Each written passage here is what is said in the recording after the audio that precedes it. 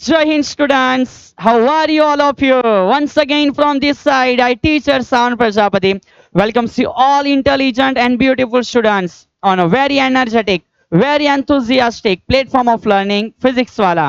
સો વિદ્યાર્થી મિત્રો અભ્યાન બેચની અંદર ફિઝિક્સ વિષયનો અભ્યાસ આપણે એક પછી એક હરેક ચેપ્ટરોને ધીમે ધીમે કમ્પ્લીટ કરી રહ્યા છે અને હા અહીંથી આપણે શરૂઆત કરવા જઈ રહ્યા છે એક નવા ચેપ્ટરની અને માત્ર નવા ચેપ્ટરની નહીં બેટા એની સાથે સાથે કહી શકાય કે ધોરણ 11 ની અંદર બુક 2 ની શરૂઆત આજે આપણે અહીંથી કરી દેવાના છે. ઠીક છે, તો અત્યાર સુધી અભ્યાન લેક્ચરની અંદર સર આશા રાખે છે કે તમે સર્વ વિદ્યાર્થીઓએ અત્યાર સુધીના જેટલા પણ લેક્ચર્સ છે એને કમ્પ્લીટલી ચેક કરી લીધા હશે, શીખી લીધા હશે અને સાથે સાથે સરની જોડે તમે આ ચેપ્ટર માટે પણ તૈયાર થઈ ગયા હશો. ઠીક છે, તો વિદ્યાર્થી મિત્રો બુક 1 કમ્પ્લીટ થઈ ચૂકી છે. બુક 2 ની અંદર હવે જે પ્રથમ ચેપ્ટર આપણે અહીં ભણવા જઈ રહ્યા છે એ ઘન પદાર્થના યાંત્રિક ગુણધર્મ.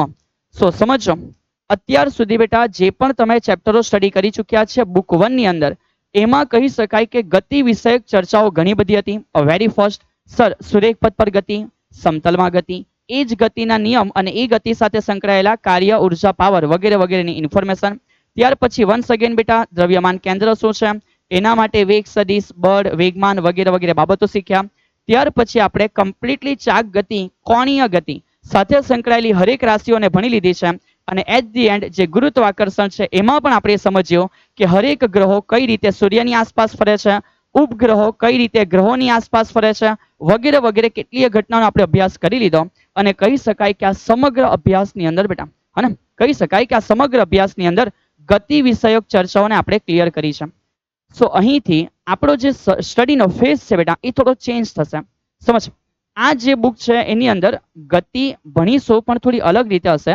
હવે તમે થોડા નવા નવા ટોપિકોને અહીંથી ટચ કરવા જવાના છો બેટા.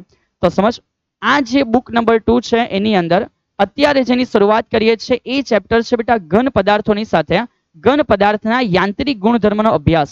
સર અમે થોડું થોડું જાણીએ છીએ કે જ્યારે ઘન પદાર્થ કોઈ બીજી જગ્યાએ અથડાય છે ત્યારે રણકાર ઉત્પન્ન કરે છે. ટુ નાઇસ સર, એના માટે જેનું દળ, વજન જે બી કે કંઈક વધારે હોય છે, ઘનતા વધારે હોય છે. ટુ નાઇસ, પણ બેટા આ બધી વાતો હવે બચ્ચા બચ્ચા જેવી છે, એને થોડી ડેપ્થમાં આપણે લઈ જશું આ ચેપ્ટરની અંદર. ઠીક છે, આના પછી જે ચેપ્ટર આપણે સ્ટડી કરવા જવાના છે એ જે ચેપ્ટર છે બેટા એમાં તરલ પદાર્થના ગુણધર્મોની વાત કરીશું. સર તરલનો મિનિંગ શું થાય છે? ને તરતા આવડે તો બેટા તરતા તો હરેક ઇન્સાનને આવડે, પણ સમજ શું કહે છે? હર ઇન્સાનને નહીં આવડે, સાવન સરને નથી આવડતું બેટા. જો તમને આવડે છે તો સરને જણાવી દો કે યસ સર મને તરતા આવડે છે.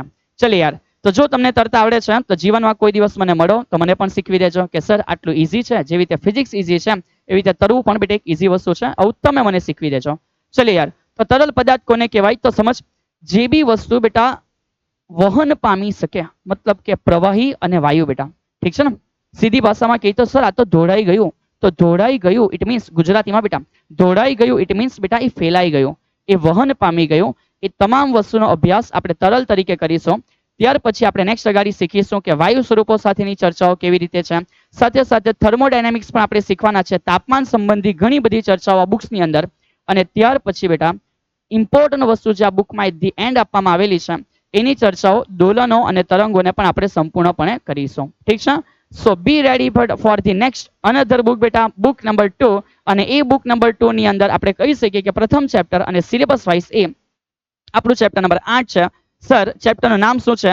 The mechanical property of solid. બેટા સમજ, સોલિડ હવે આજે જે ભણવાના ને બેટા એકદમ સોલિડ ભણવાના, કારણ કે ટોપિકનું નામ બી બેટા સોલિડ છે યાર. ઠીક છે, તો સાવંત સર આશા રાખે છે કે અહીં સુધી ભણતા ભણતા તમે બી એક સોલિડ દમદાર ઇન્સાન બની ગયા હશો. બોલ બેટા હા કે ના યાર, બની ગયા કે નહીં બની ગયા યાર? ઠીક છે, તો સ્ટડી પ્રોપર વેમાં કરશે બેટા તો ડેફિનેટલી તમે પણ ધીમે ધીમે એક દમદાર ઇન્સાન બની જશો. સરની શુભકામનાઓ તમારી સાથે છે કે ઇન ફ્યુચર તમે પણ બેટા એક દમદાર રાઈટ એક એવું નાગરિક બેટા તમે બનો કે જે ખરેખર દેશ માટે બેટા યોગ્ય કામ કરતા હોય. ઠીક છે, અને દેશ માટે બેટા ઘણું સેવાનું કાર્ય કરી શકે.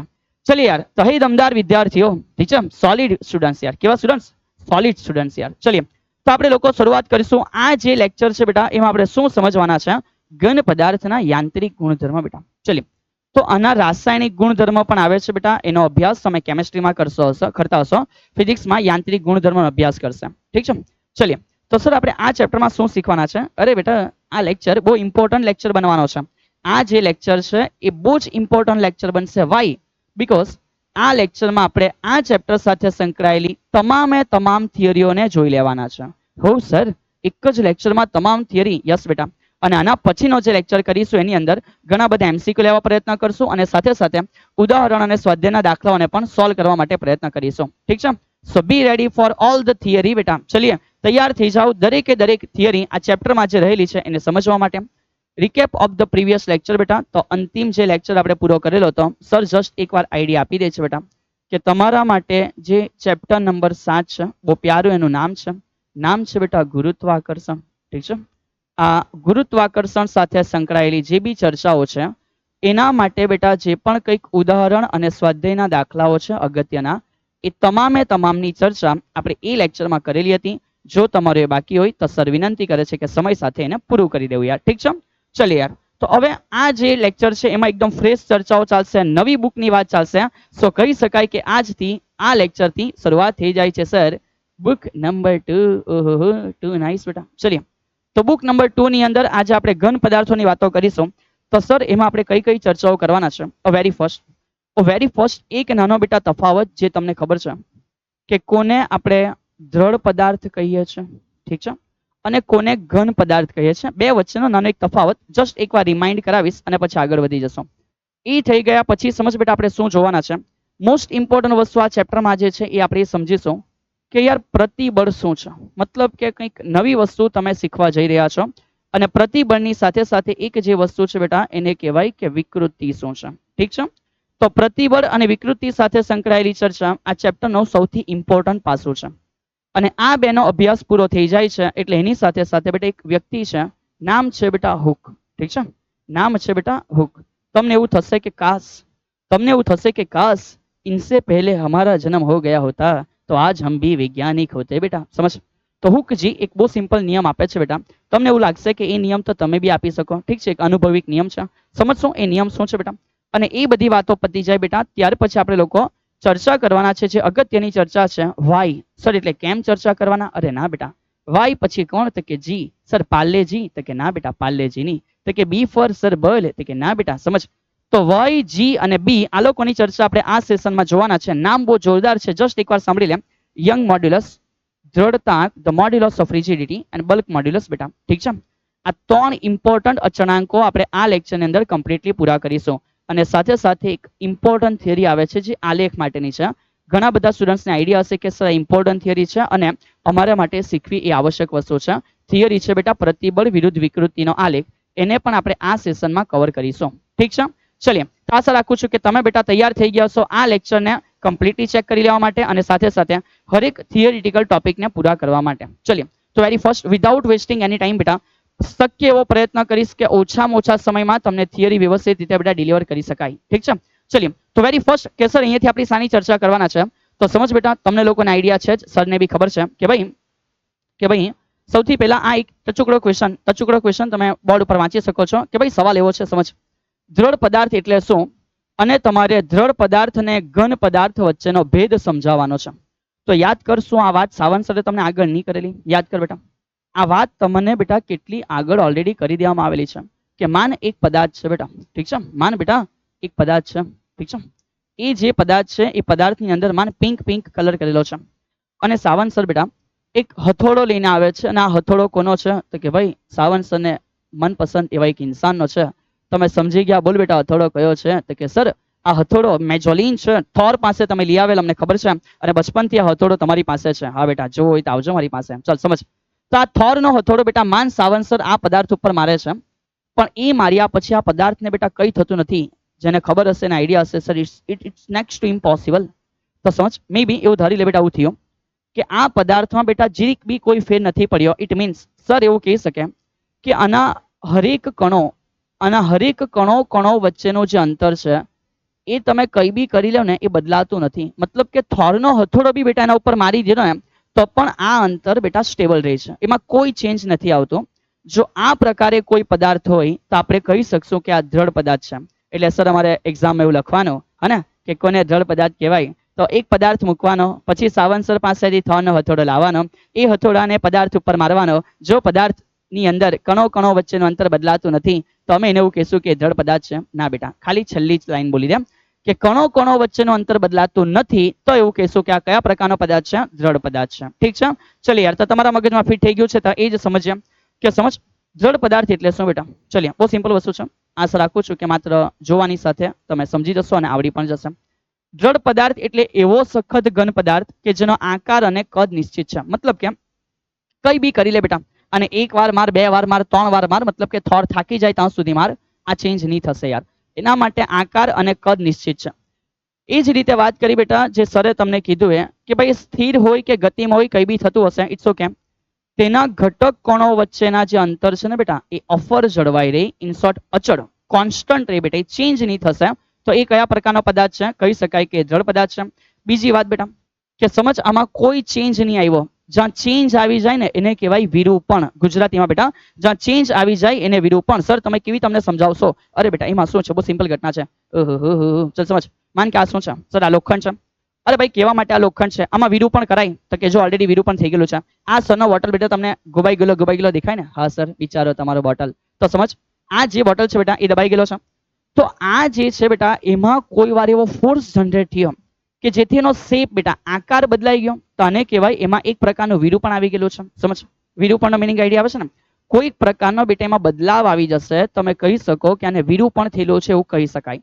તો અહીંયા બેટા એવી વાતો છે. સમજ, સર કહાં ગયા? અરે બેટા ઇધર ही છે. સમજ, તો અહીંયા સમજ બેટા કોઈ રીતે એવું થાય કે અંતર ચેન્જ નહીં થાય, કોન્સ્ટન્ટ રહે, તો એને તમે જળ પદાર્થ કહી શકો. અને હવે વિચાર, ઇઝ ઇટ પોસિબલ બેટા? કોઈ એવો પદાર્થ શક્ય છે જેમાં આવું કંઈ થાય જ નહીં? ઇવન બેટા આપણું જે બ્રહ્માંડ છે એક ઓલરેડી બિગ બેંગની થિયરી છે કે કોઈ ફૂટવાના લીધે બેટા, એક વિસ્ફોટ થવાના લીધે આ બ્રહ્માંડ રચાયું છે. તો જ્યારે સમગ્ર બ્રહ્માંડ બેટા કોઈના તૂટવાથી બન્યું છે, than how we can say બેટા કે કોઈ વસ્તુ એવી છે જેમાં તમે કોઈ તોડી ભાંગી એવું કરી શકો જ નહીં બેટા. It is not possible. તો એટલે વસ્તુ એ સમજ બેટા, એટલે વસ્તુ એ સમજ કે આપણે એવું કહી શકીએ કે આ જે જળ પદાર્થ છે એ ખાલી કલ્પના છે બેટા. એ ખાલી એક શું છે? કલ્પના છે. રિયાલિટીમાં બેટા આપણી પાસે કોઈ જળ પદાર્થ નથી, એટલે કે મળવો મુશ્કેલ છે. પણ આપણી એક ધારણા છે કે આવો પદાર્થ હોય તો ઠીક છે. તો આપણે એને કહેતા છે કે કયો પદાર્થ છે બેટા? જળ પદાર્થ છે. ઠીક છે, ચલીએ યાર. સો આશા રાખું છું કે એક કોમન વસ્તુ છે તમને યાદ આવી ગયેલી હશે. આગળ વધતા ગયા. નેક્સ્ટ ચલીએ. તો હવે અહીંયાથી આપણે જે સમજવાના છે, સમજ બેટા, ઇમ્પોર્ટન્ટ શબ્દ છે, નાની નાની વ્યાખ્યાઓ છે. સર તમને સમજાવે છે કે કોને સ્થિતિસ્થાપકતા કહેવાય બેટા, કોને પ્લાસ્ટિક કહેવાય, અને કોને બેટા પ્લાસ્ટિસિટી કહેવાય. ચલ યાર, તો સમજવા માટે તૈયાર થઈ જાઓ. બહુ સિમ્પલ ઘટના સર તમને સમજાવે છે કે સર કોને સ્થિતિસ્થાપક કહેવાય. પહેલા દિમાગી લેવલથી કામ કરીએ. તમારા મગજમાં શું છે, પછી રિયાલિટી તરફ આગળ વધીએ બેટા. સમજ, તમારા દરેકની પાસે બેટા રબર હશે. તો કે હા સર. એ જે રબર છે એને સ્ટ્રેચ કરવું કેટલું સિમ્પલ છે, દિમાગથી વિચાર. તો કે ઓકે સર, જો રબર છે તમે આરામથી મતલબ કે યું મતલબ કે એને ખેંચી શક્યા. અને છોડ, તો છોડે તેની મૂળ સ્થિતિમાં આવી જાય કે નહીં આવી જાય? તો કે આવી જાય સર. સિમ્પલ વસ્તુ છે. તો આવો પદાર્થ છે બેટા કે જેમાં બેટા તમે બળ લગાડેલો છે, અને બળ લગાડ્યા પછી બેટા એની અંદર કોઈ વિરૂપણ આવે, મતલબ કે ખેંચાઈ ગયો. ઠીક છે, અને એ ખેંચાઈ ગયા પછી જો તમે આ બળને દૂર કરી દો બેટા, મતલબ કે બળ હવે લગાડેલું છે છોડી દીધો, તો સમજ એ મૂળ સ્થિતિમાં આવી ગયો? તો કે હા સર. તો આ મૂળ સ્થિતિમાં આવી જાય બેટા, આ એક ગુણધર્મ છે. એને કહેવાય કે આ કયો ગુણધર્મ છે? સ્થિતિસ્થાપકતાનો. અને જે પદાર્થ પાસે બેટા આવો ગુણધર્મ છે એ પદાર્થને આપણે એવું કહેશું કે સ્થિતિસ્થાપક પદાર્થ છે. ઓકે, ચર્ચાઓ સમજ પડી ગઈ. સરે જ્યારે વાત કરી ત્યારે પણ આપણા મગજમાં એક્ઝામ્પલ બેટા રબરનો સેટ છે. જે ઇમ્પોર્ટન્ટ વસ્તુ સર સમજાવે છે સમજ, આપણા મગજમાં જે એક્ઝામ્પલ સેટ છે બેટા એ રબરનો એક્ઝામ્પલ છે કે હા સર, રબરમાં એવું થાય કે અમે એને ખેંચ્યું તો લાંબુ થઈ જાય, અને આ આંગળીથી છોડી દઈએ તે પાછું મૂળ સ્થિતિમાં આવી જાય. ના નથી બેટા. પણ એકચ્યુઅલમાં જો તમને સર એવું કહે કે એક પેન છે, સમજ આ જ મારી પેન છે બેટા, જે લોખંડની બનેલી છે. તો એક પેન છે અને એક રબર છે. હવે જો મેં આ પેનને ખેંચવા પ્રયત્ન કરીશ, મતલબ કે યું, મતલબ કે માન બેટા જેટલું જોર છે એટલું એપ્લાય કરી દીધો. સેમ એ જોર મેં એક રબર ઉપર એપ્લાય કરું, જસ્ટ ફોર એક્ઝામ્પલ. તો રબર વધારે ખેંચાઈ જશે, અને આ ફીલ જ નહીં થાય કે સર ખેંચાયું હશે કે નહીં ખેંચાયું હશે. એટલે આપણા દિમાગમાં એક્ઝામ્પલ બેટા એકચ્યુઅલમાં રબરનો સેટ છે. પણ સર શું કહે છે સમજ, મેં બળ તો આની ઉપર બી લગાવ્યું, હા કે ના? તો કે યસ સર. તો મેં બળ આની ઉપર બી લગાવ્યું બેટા, પણ એ બળ લગાવ્યા પછી શું આનું પરિમાણ બદલાયું હશે? એકદમ માઇનોર સ્ટેજ ઉપર થોડું ઘણું પરિમાણ બેટા બદલાયું હશે. સમજ, એકદમ માઇનોર સ્ટેજ ઉપર, કે જે મારા આંગળીના આ બળને દૂર કર્યા પછી પાછું મૂળ સ્થિતિમાં આવી ગયું હશે. તો રિયાલિટીમાં આપણા દિમાગમાં એવું ફિટ છે કે જે રબર છે એ સ્થિતિસ્થાપક પદાર્થ છે. ઠીક છે, પણ બેટા એવું નથી. રિયાલિટીમાં સૌથી વધારે સ્થિતિસ્થાપક પદાર્થ હોય તો બેટા આ જે સરે હાથમાં પકડ્યું છે સર લોખંડ, તો કીધું કેમ સાથે સાથે તમે એને સ્ટીલ બોલી શકો છો બેટા. શું બોલી શકો છો? સ્ટીલ. એટલે જ્યારે પણ કોઈ હેવી કામ કરવાના હોય બેટા એની અંદર સ્ટીલનો ઉપયોગ સૌથી વધારે થાય છે. ઠીક છે સર કેવી રીતે? સર કેવી રીતે? તો સમજ બેટા, હજુ જો તારા મગજમાં કન્ફ્યુઝન હોય, હજુ તમારા મગજમાં કન્ફ્યુઝન હોય તો સર કહે છે, માન આ એક છે બેટા જે એકચ્યુઅલમાં સ્ટીલનો સળિયો છે અને માન આ એક રબર છે. આ એક શું છે? રબર છે. બંને ઉપર સર ફોર્સ એપ્લાય કરે. સરે અહીંયા ફોર્સ એપ્લાય કર્યું, એફ બરાબર કેટલું બેટા? તો સમજ 500 ન્યૂટન. ઓહો હો સર. અને માન બેટા સર અહીંયા પણ એક ફોર્સ એપ્લાય કર્યું. સપોઝ બેટા એ ફોર્સ કેટલો છે? Just 5 newton, just for example. તો 5 ન્યૂટનનું બળ લગાડતા બેટા આ રબર આરામથી કેટલું બધું ખેંચાઈ જશે. ઠીક છે. અને ખેંચાઈ ગયા ને બળ દૂર કરીને પાછું પોતાની મૂળ સ્થિતિમાં આવી ગયો? ના, નથી. પણ શું આ એની મૂળ સ્થિતિમાં પાછું નહીં આવ્યું હશે? વિચાર એકવાર. તો કે સર ડેફિનેટલી સ્ટીલ તો એની મૂળ સ્થિતિમાં જ હશે. તો એ જ વાત કેમ છું બેટા, આની કરતા ઘણું બધું બળ લગાવ્યા પછી પણ તમે એને ખેંચો તો માઇનર એમાં કંઈક ડિફોર્મેશન આવ્યું હશે, પણ જેવું તમે બળ દૂર કરી દીધું એ પદી પાછું પોતાના મૂળ શેપમાં હશે બેટા. એટલે અહીંયાથી સમજવાની વાત એ છે કે તમને ફીલ એવું થાય છે કે રબર એ સ્થિતિસ્થાપક છે, તો વાંધો નહીં બેટા, સર એને સમજાવે છે એક અલગ પદાર્થ છે, પણ એની કરતા અત્યારે એકચ્યુઅલમાં જે વધારે સ્થિતિસ્થાપક છે ઉપરની વસ્તુ છે બેટા, નામ છે એના માટે સ્ટીલ બેટા. એટલે તમે લોખંડ પણ કહી શકો છો, પણ અત્યારે સમજ બેટા સ્ટીલ છે, એ રીતે મગજમાં રાખો. ઠીક છે. તો સ્ટીલ એ સૌથી વધારે બેટા સ્થિતિસ્થાપક છે.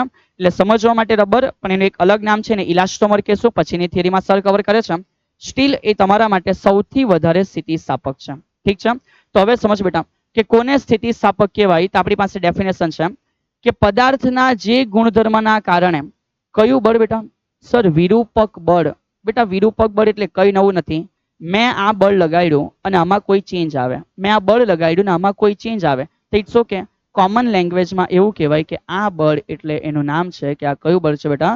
વિરૂપક બળ છે. ઠીક છે. તો નામ પર નહીં જતા, બહુ કોમન વસ્તુ છે. ચલિએ આગળ વધીએ.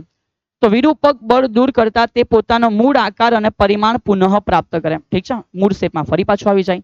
તો અહીં એવું કહેવાય બેટા કે આ જે ગુણધર્મ છે એને સ્થિતિસ્થાપકતા કહેવાય, અને આ પ્રકારનો પદાર્થ છે બેટા એને એવું કહેવાય કે સ્થિતિસ્થાપક પદાર્થ છે બેટા. ઠીક છે.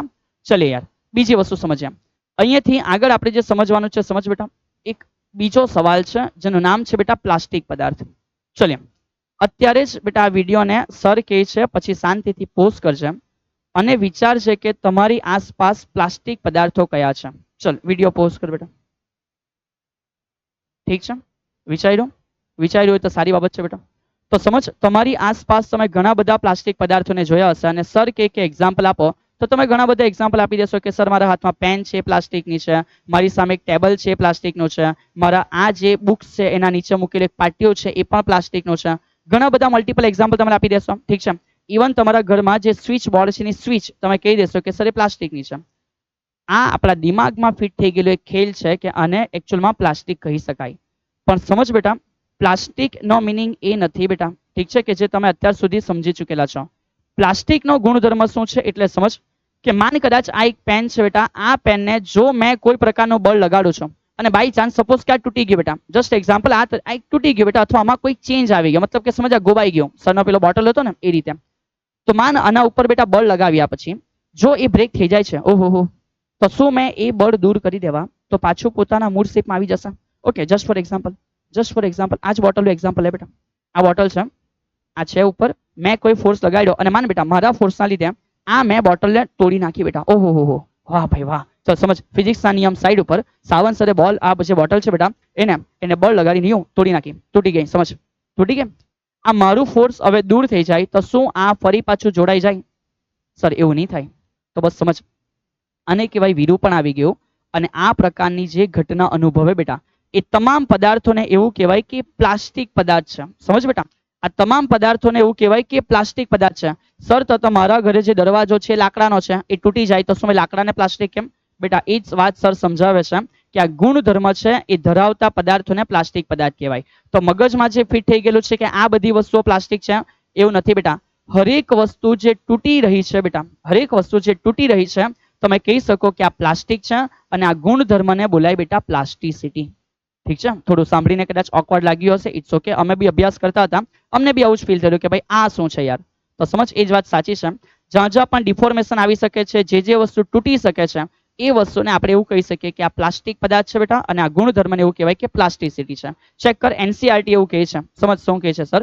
એનસીઆરટી એવું કહે છે બેટા, જે સાંભળી નવાઈ લાગશે કે ભાઈ લુગદી અને કાદવ આદર્શ પ્લાસ્ટિક પદાર્થ છે. ઓહો હો, લે ભાઈ ચલો હવે સમજ. ઠીક છે. સાવંત સરની વાતોને માર ગોલી. એનસીઆરટી શું કહે છે? એનસીઆરટી એવું કહે છે ભાઈ આદર્શ પ્લાસ્ટિક સારામાં સારું પ્લાસ્ટિક કયું છે? તો અડધા યાદ કરતે સર પીવીસી. બહુ મારા બેટા. ચાલ હવે શાંતિથી સમજ. અને સર તમે કાં અમને મારવા આવવાના? બેટા હું તમારા સપનામાં આવીશ. હું તમારા સપનામાં આવીશ બેટા અને તમને ઊંઘમાંથી જગાડીશ કે ભાઈ ચલો ફિઝિક્સમાં શીખવાનું છે ભાઈ. ચલીએ. તો આદર્શ પ્લાસ્ટિક પદાર્થ કોણ છે? તો ભાઈ આદર્શ પ્લાસ્ટિક પદાર્થ માટે લોકો એક્ઝામ્પલ આપ્યું કાદવ અને એક કીધું લુગદી બેટા. તમે લુગદી કેમિસ્ટ્રીમાં શબ્દ સાંભળ્યો હશે? ના નથી. સર એક બીજું એક્ઝામ્પલ આપશે. ઠીક છે. તો સમજ સર શું કહે છે? આ કાદવ જે છે એ આદર્શ પ્લાસ્ટિક પદાર્થ સર એનો મિનિંગ અમને ખબર નહીં પડ્યું. ઠીક છે ચાલ છપાઈ ગયો. કાદવ છે ગોખાઈ ગયો. એમસીક્યુ પૂછાયો ટીક મરાઈ ગયો. એક માર્ક આવવાનો તો આવી ગયો. બટ વાય બેટા સમજ કેમ બેટા કાદવને એવું કહે છે આદર્શ પ્લાસ્ટિક પદાર્થ? તો સમજ બેટા આ જમીન છે. ઓહો આ જમીન ઉપર એક કાદવ પડેલો છે. લે સાહેબ એ કેવી વાત કરી નાખી સાહેબ. તો સમજ બેટા આ જમીન છે. આ જમીન ઉપર બેટા કાદવ પડેલો છે. લે કાદવ જેવો કલર સર કરે છે. લે ઓહો તો સમજ બેટા આ જમીન છે. જમીન ઉપર એક કાદવ પડેલો છે. આ કાદવ છે કાદવ છે કાદવ છે. સર કાદવ એટલે?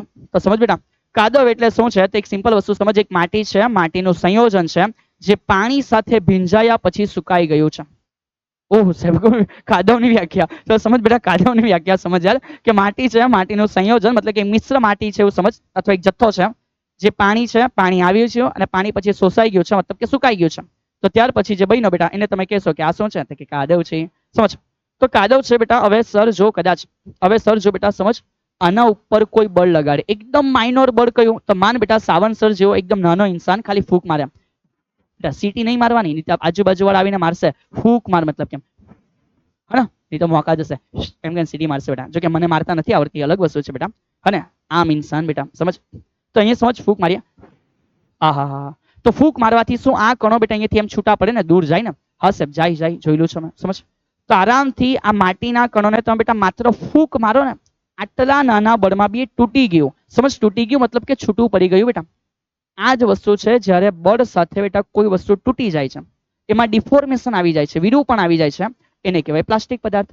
એન્ડ ધેટ્સ વાય બેટા એવું કીધું છે કે કાદવ એક આદર્શ પ્લાસ્ટિકની નજીક છે બેટા. આ લોકોને તોડવું એટલું આસાન નથી. તમારા ઘરમાં જે ખુરશી પ્લાસ્ટિકની હશે કહેવા માટે પ્લાસ્ટિક છે પણ એને બી તોડવું બેટા આસાન નથી. કાદવને તોડવું કેટલું આસાન છે બેટા. નાનું નાનું બચ્ચેલું જન્મેલું બચ્ચું બેટા.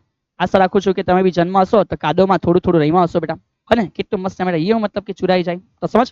કાદવની સાથે બીજું એક્ઝામ્પલ કીધું કે લુગદી છે. સર લુગદી એટલે શું? તો કેમિસ્ટ્રીમાં તમે સમજ્યા હશો. સર એક નાનો એક્ઝામ્પલ આપી દે છે કે શું તમારા ઘરે એવરેડીનો સેલ છે? Sir we don't know. અરે મતલબ કે એક નાનો સેલ બેટા જેનાથી ઘડિયાળ ચાલે. કોઈ બી સેલ ચાલશે. ઠીક છે. એ સેલ લે બેટા ભાંગી નાખો તોડી નાખો એનો ભાંગીને ભૂક્કો કરી નાખો. સમજ. તો એમાં જે અંદરથી ગ્રેફાઇટનો રોડ નીકળે છે એ ગ્રેફાઇટના રોડની આજુબાજુ બેટા એક લેયર તમને જોવા મળશે. એ લેયરને એક નાના પાના ઉપર બેટા કલેક્ટ કરજો. ઠીક છે. એને ઉડાડી નહીં દેવાનો. એને એક પાના ઉપર કલેક્ટ કરજો. એ તમારા માટે લુગદીનો એક ભાગ છે.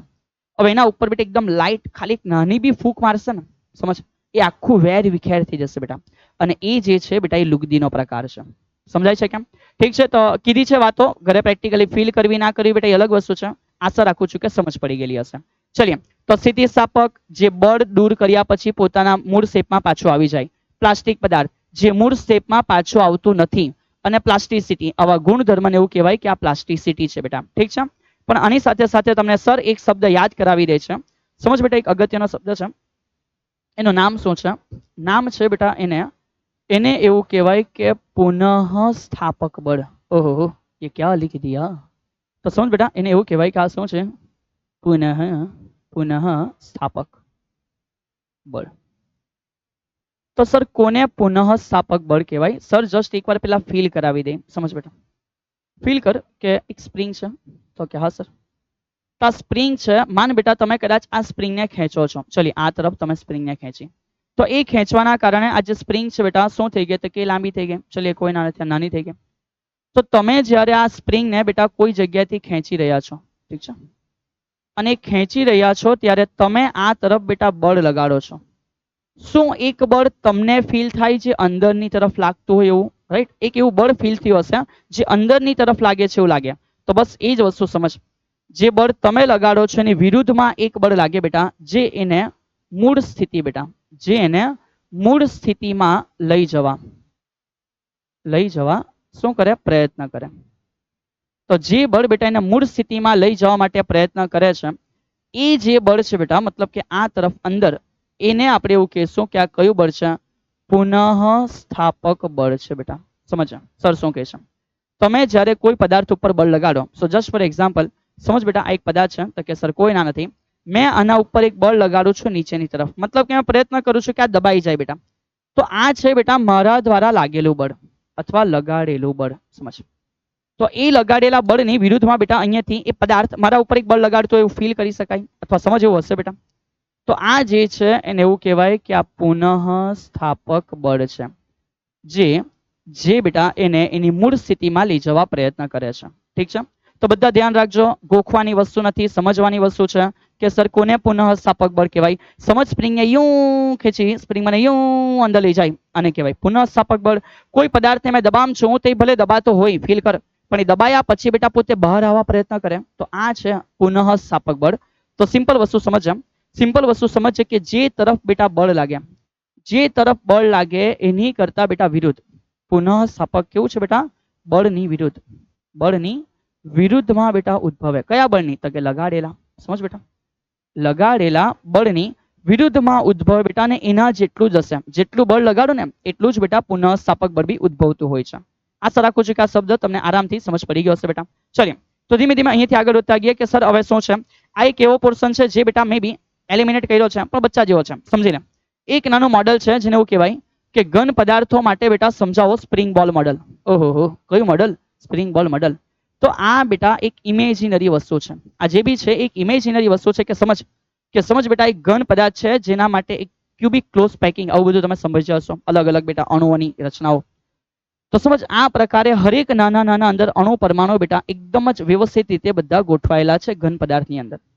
તો એક કાલ્પનિક થિયરી એવું કહે છે કે આ તમામે તમામ બેટા જે બી તમે જોઈ રહ્યા છો અણુ પરમાણુ, જે બી બોલ બેટા સમજ, આ તમામે તમામ તમે જે જોઈ રહ્યા છો એ આવી રીતે પોતપોતાના સ્થાનો પર તો છે, પણ આ દરેક જાણે એકબીજાથી કોઈ બળથી જોડાયેલા છે, લાઈક એ સ્પ્રિંગ જેવું બિહેવ કરે. આ કાલ્પનિકતાવાળી થિયરી શું કહે છે કે દરેક બેટા આ કણો એકબીજા સાથે જાણે એક બળથી જોડાયેલા છે, હે ને, અને એક સ્પ્રિંગ ફોર્સ, મતલબ કે કેવી રીતે, તો સમજ બેટા મેં અહીંયા અથવા સમજ મેં અહીંયા આ જગ્યા આના ઉપર એક બળ લગાડું એમ, તો ભલે આપણે ફીલ નહીં કરી શકીએ પણ એકદમ માઇનોર લેવલે, માઇનોર લેવલે સમજ બેટા થોડું મતલબ કે ખેંચાઈને બહાર આવી ગયો, હે ને, સમજ આ થોડું ખેંચાઈને બહાર આવી ગયો, તો તરત બેટા આ બધાના જે બળ છે, મતલબ કે આનું આનું આનું આનું આ બધાના બળ બેટા એને તરત જ અંદર લાવવા પ્રયત્ન કરશે જ્યારે મારું લગાડેલું બળ દૂર કરી દેવામાં આવે ત્યારે. સમજ પડે છે?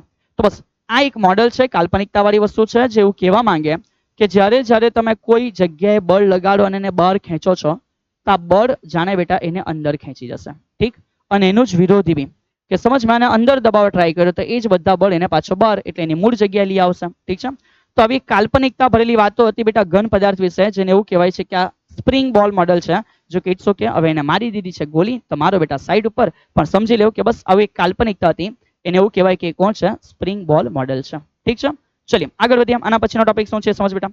તો હવે અહીંયાથી આપણે બેટા એન્ટર થવાના સૌથી ઇમ્પોર્ટન્ટ વાત જે આ ચેપ્ટરની અંદર આપણે શીખવાની છે બેટા, બે વસ્તુ છે, એક છે પ્રતિબળ અને બીજું છે બેટા શું, તો કે વિકૃતિ. ચલીએ, બહુ આસાન ભાષામાં તમે સમજી લેશો, કોઈ ના નથી બેટા, પણ એ સમજાવવા પહેલા તમને સર થોડું મગજથી ક્લિયર કરાવી દે છે કે હે મારા પ્યારા વિદ્યાર્થી મિત્ર, બહુ શાંતિથી સમજો. આના પછી જે ચેપ્ટર ચાલુ થશે બેટા, એ ચેપ્ટર છે 9, તરલ મિકેનિક્સ અથવા તો તરલ વિષયનું ચેપ્ટર છે બેટા. એ ચેપ્ટરમાં આપણે ઇનિશિયલી એવું ભણવાના છે કે દબાણ શું છે. ઠીક છે, તો દબાણ એટલે બેટા પ્રેશર છે, એને આપણે દર્શાવતો હોઈએ P વડે.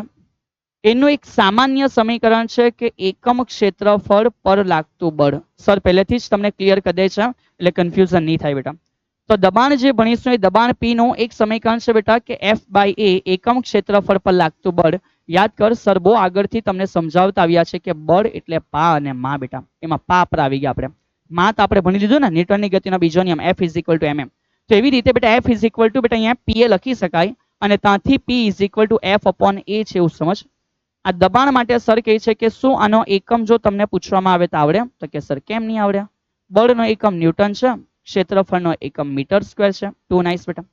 પણ આ જે કોમ્બિનેશન બન્યું છે એ કોમ્બિનેશન એક નામ અપાય, એને બેટા પાસ્કલ તરીકે બોલવામાં આવે.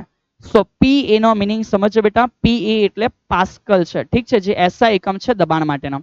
અને એની સાથે સાથે જો સર અમને કોઈ એવું પૂછે કે પારિમાણિક સૂત્ર શું તૈયાર થાય, તો આશા રાખું છું કે તમે સમજી લેશો. ન્યૂટનનું પારિમાણિક સૂત્ર m1L1T-2 છે. મીટર સ્ક્વેરનું પારિમાણિક સૂત્ર બેટા લંબાઈ 2 વખત આવે. તો તૈયાર થઈ જાય કે પારિમાણિક સૂત્ર બેટા m1L-1T-2 છે. ઠીક છે. તો આ બેટા પારિમાણિક સૂત્ર છે જે દબાણ માટે છે. અને આટલી વસ્તુ આપણે ભલે આગળના ચેપ્ટરમાં શીખવાના છે, પણ તમને બેટા as a common general knowledge બેટા આવડતું હોવું જોઈએ. અને દબાણ કેવી રાશિ છે તો સર લખી રાખે છે બેટા દબાણ અદિશ રાશિ છે. દબાણ કેવી રાશિ છે? અદિશ રાશિ છે. ઠીક છે. કેમ સર આ સમજાય મૂકે છે એની વાત પછી બેટા, પણ ધ્યાન રાખજે કે આટલું દબાણ વિશે તમને આવડવું જોઈએ. ચલિએ હવે આવી ગયા બેટા આપણે આપણા પિક્ચરના જે હીરો છે એને મળવા માટે. તો કે ભાઈ ક્વેશ્ચન સમજાવો કે ભાઈ પ્રતિબળ શું છે. સમજ બેટા શું સવાલ છે? પ્રતિબળ શું છે? એને ઇંગ્લિશમાં બોલાય બેટા સ્ટ્રેસ. ઓહો સાહેબ ભણવામાં સ્ટ્રેસ ઓછો છે કે પોતે સ્ટ્રેસ આવી ગયા બેટા? ઇટ્સ ઓકે, આ સ્ટ્રેસની વાત અલગ છે બેટા. તો હવે અહીંથી આપણે સમજીએ કે સાહેબ પ્રતિબળ એટલે શું. તો માન બેટા એક એક્ઝામ્પલ તરીકે સમજીએ કે માન કે એક પદાર્થ બેટા આ રીતે પડેલો છે. ઠીક છે. એને બી કંઈક કલર કરી દઈએ. સર હર વખત પેલો તમે કલર નહીં કરો તો અલગ લેવો. ચલિए એકદમ હાઇલાઇટ કલર બેટા. તો સમજ એક પદાર્થ અહીંયા પડેલો છે અને સાવંત સર શું કરે છે, આ પદાર્થ ઉપર બેટા આપણે લોકો એપ્લાય કરીએ છીએ કંઈક બળ. તો સમજ બેટા આ પદાર્થ ઉપર આપણે કોઈ પ્રકારનું બળ આ રીતે એપ્લાય કરવાની શરૂઆત કરી દીધી. ઠીક છે. ચલિए ટુ નાઇસ. તો આ જે છે બેટા એને કહેવાય લગાડેલું બળ. સમજ આ જે છે એને એવું કહેવાય કે આ શું છે? લગાડેલું બળ છે. તો સર લખે છે આ શું છે બેટા? આ છે એને સમજ બેટા આને કહેવાય એફ અથવા તો સર લખે છે લગાડેલું બળ બેટા. તો આ લગાડેલું બળ બેટા આ કોઈ જગ્યાએ લાગ્યું તો કે હા સર. તો શું આ જગ્યા મતલબ કે ત્યાં એનું કંઈક ક્ષેત્રફળ હશે કે નહીં હશે? તો કે હશે. તો સમજ બેટા આનો મિનિંગ સમજ કે આ કંઈક હશે એને આપણે કહી દઈએ કે આડછેદનું ક્ષેત્રફળ છે. સમજી લે આપણે એવું કહી દઈએ કે આ કંઈક હશે બેટા અને શું હશે તો કે આડછેદનું ક્ષેત્રફળ હશે. ઠીક છે. ચલિए તો સમજ કે સર અહીંયા જ્યારે પણ બળ લગાડીએ ત્યારે તમે અમને એવું કીધું, જ્યારે પણ બળ લાગે ત્યારે તમે અમને એવું કીધું કે બળ લાગે એના કારણે કદાચ આમાં કોઈ ચેન્જ આવે. સમજ બેટા કદાચ કોઈ ચેન્જ આવે, આની સપાટી થોડી નીચે આવી ગઈ. જસ્ટ ફીલ કર, જસ્ટ એવું ફીલ કર બેટા કે આની આ જે અપર લેયર વાળી સપાટી છે એ થોડી બેટા નીચે આવી ગઈ. મતલબ કે આટલો પદાર્થ દબાઈ ગયો. ઓહો સાહેબ આટલો બધો દબાઈ ગયો. અરે એક્ઝામ્પલ છે ને, સમજ યાર કે માને એની અંદર બેટા આટલું બેટા કંઈક દબાણના કારણે આટલું દબાણના કારણે કોઈક ચેન્જ આવી ગયો. સમથિંગ ધીસ આટલું કંઈક ચેન્જ આવી ગયો. સમજ આટલી લંબાઈ એની ઓછી થઈ ગઈ અથવા આટલી લંબાઈ એની દબાઈ ગઈ બેટા. તો હવે હરેક વસ્તુ જે સર સમજાવે છે સમજ કે જ્યારે આ ફોર્સ મેં લગાડું છું ત્યારે આ દબાઈ છે. તો શું અહીંયા તમે એવું કહી શકો કે એના કારણે આ સરફેસ બેટા તમારા પર ઉપરની તરફ એક બળ લગાડતું હશે? તો કે હા સર. અને આ લગાડેલું બળ હોય તો બેટા આ બળને આપણે એવું કહેતા છે કે આ કયું બળ છે? તો આ છે બેટા પુનઃસ્થાપક બળ. ઠીક છે. આ જે બળ છે એ બળને એવું કહેવાય કે આ કયું બળ છે બેટા? પુનઃસ્થાપક બળ છે. તો હવે બહુ શાંતિથી સર શું કહે છે સમજજો બેટા. દબાણનો મિનિંગ છે બળના છેદમાં ક્ષેત્રફળ. દબાણનો મિનિંગ છે બળના છેદમાં ક્ષેત્રફળ. તો તમને એવું ફીલ થશે કે સર આ બળ લગાડ્યું અને આ ક્ષેત્રફળ છે, સો એનો મિનિંગ કે દબાણ થયું. એ હજુ બી બેટા દબાણ નથી થયું. સમજે સર શું કહે છે? એકચ્યુઅલમાં દબાણ સર પહેલા ક્લિયર કરાવી દે છે કે ભાઈ માન હે મારા વાલા વિદ્યાર્થી મિત્ર, સમજ અહીંયા બહુ શાંતિથી સમજ, આરામથી આઈડિયા આવી જશે કે ભાઈ માન બેટા આ રીતનો એક પદાર્થ છે. ઠીક છે. આ પદાર્થ એક કામ કર બેટા ને થોડો સર્ક્યુલર શેપ ધારી લઈએ તો સમજવા માટે ઈઝી રહેશે. સમજ આ સર્ક્યુલર શેપમાં એક પદાર્થ લઈ લઈએ. તો સમજ બેટા આ પદાર્થ છે મારી કોઈ ના નથી અને એ પદાર્થ ઉપર હર જગ્યાએથી બેટા હર દિશાઓમાંથી બેટા કંઈક બળ લાગે છે જેની વેલ્યુ એફ છે. હે ને? જેની વેલ્યુ એફ છે અને આનું કંઈક ક્ષેત્રફળ હશે તેને એ કહેવાય. આ કેસમાં બેટા એ દબાણ છે. મતલબ કે કોઈ પદાર્થ છે એના બેટા હરેક જગ્યાએથી એના ઉપર લાગતું બળ એક સરખું છે. એવા કેસમાં એનો ઉલ્લેખ આપણે દબાણ તરીકે કરશું. અહીંયા ચેક કર, શું અહીંયા એવું છે? શું અહીંયા એવું છે કે હરેક જગ્યા બળ લાગે? નહીં યાર, ચેક કર. જસ્ટ અપર સરફેસ છે બેટા જ્યાં જ ખાલી બળ લાગે છે, હર જગ્યા નથી લાગતું. એટલે બેટા આ દબાણનો કેસ નથી બેટા, આ દબાણનો કેસ અલગ છે જ્યાં હર જગ્યાએથી બેટા એના ઉપર બળ લાગશે. ઠીક છે. સમજ સાવંત સર બેટા એક બલૂન લે છે અને બલૂનમાં હવા ભરીને ફૂલવે છે. તો ચેક કર બલૂનની આખી સમગ્ર સપાટી બેટા એ ધીમે ધીમે ફૂલીને મોટી થશે.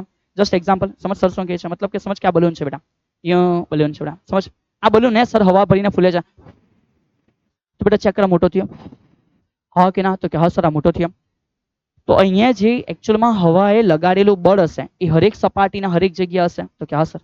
આને એવું કહેવાય કે બલૂનની અંદર બેટા મેં દબાણ ક્રિએટ કર્યું, નહીં કે સ્ટ્રેસ અને નહીં કે પ્રતિબળ બેટા. તો બસ આશા રાખું છું કે તમે સમજી ગયા છો. સમજ દબાણ અલગ છે અને પ્રતિબળ અલગ છે. ખાલી આ જ સરફેસ ઉપર બળ લાગ્યું, એના લીધે પુનઃ સ્થાપક બળ ઉદ્ભવ્યું બેટા. તો અહીંયાથી હવે સમજ કે કોને પ્રતિબળ કહેવાય આસાન ભાષામાં. ઠીક છે. તો સર પ્રતિબળ છે સૌથી પહેલું બેટા પ્રતિબળને દર્શાવાય સિગ્મા વડે. ઠીક છે. અને શું બોલાય બેટા? સિગ્મા બોલાય. તો પ્રતિબળનો મિનિંગ એવો થાય કે જે સપાટી પર બળ લાગે છે એનો મિનિંગ કે એનું કંઈક ક્ષેત્રફળ હશે. તો નીચે જે આવશે એ છે બેટા ક્ષેત્રફળ, અને ઉપર જે આવે છે એને બોલાય બેટા પુનઃ સ્થાપક બળ. લગાડેલું બળ નથી બેટા, અહીંયા કયા બળની ચર્ચા છે? પુનઃ સ્થાપક બળ. મને ખબર છે બેટા વેલ્યુ બંનેની સેમ હશે, ન્યૂટનની ગતિનો ત્રીજો નિયમ, પણ એકચ્યુઅલ ઉલ્લેખ શું છે? તો કે ઉલ્લેખ છે પુનઃ સ્થાપક બળ. તો લખી શકાય આની વ્યાખ્યા બેટા. ઠીક છે. કોઈને બહુ જ પરમ બેટા અંદરથી ઈચ્છા થાય કે નહીં સર મારે તો વ્યાખ્યા લખવી છે, તો લખી શકાય કે એકમ ક્ષેત્રફળ. સમજ બેટા, એકમ ક્ષેત્રફળ, એકમ ક્ષેત્રફળ દીઠ ઉદ્ભવતા પુનઃ સ્થાપક બળને શું કહેવામાં આવે છે? તો બેટા એ બળને પ્રતિબળ કહે છે. ઠીક છે. ચલિए આ તમારા માટે બેટા કોમન વ્યાખ્યા તૈયાર થઈ ગઈ, આસાન ભાષામાં સમજ પડી. સર સપાટી છે, બળ લાગ્યું, બળ લાગે તો પુનઃ સ્થાપક બળ લાગે. એકમ સપાટી પર જે પુનઃ સ્થાપક બળ લાગે એને અમે પ્રતિબળ કહીએ છીએ. ઈઝી. ચલિए તો જો અહીં સુધી ક્લિયર છો તો માટે એક સમીકરણ અહીં આપણે જનરેટ કરી શકીએ કે સિગ્માનો મિનિંગ શું છે? તો સમજ બેટા સિગ્માનો મિનિંગ એવું છે જે ક્ષેત્રફળ છે એ છે અને એની ઉપર લાગતું બળ એફ છે. તો લખી શકાય બેટા સમીકરણ તૈયાર થઈ ગયું કે સર સમીકરણ છે sigma is equal to F upon A, જ્યાં એફ નો ઉલ્લેખ કયા બળ તરીકે છે? પુનઃ સ્થાપક બળ તરીકે છે. ચલિए તો આટલી મેટર પતી જાય તો આરામથી હવે નીચે આપણે લખી શકીએ છીએ કે ભાઈ આના માટે શું એકમ તૈયાર થશે? તો એકમ માટે લખી શકીએ કે જે બળ છે બેટા એ બળ ન્યૂટનમાં આવે, જે ક્ષેત્રફળ છે મીટર સ્ક્વેરમાં આવે. અને એટલે જ તમને બતાવી રાખું કે આનો એકમ બેટા દબાણ જેવો છે. તો છે બેટા, કોઈ ના નથી. ઠીક છે. એકમ દબાણ જેવો છે એટલે શું આને જ આપણે પાસ્કલ છે એવું પણ લખી શકીએ? તો હા બેટા તમે આને પાસ્કલ લખી શકો છો.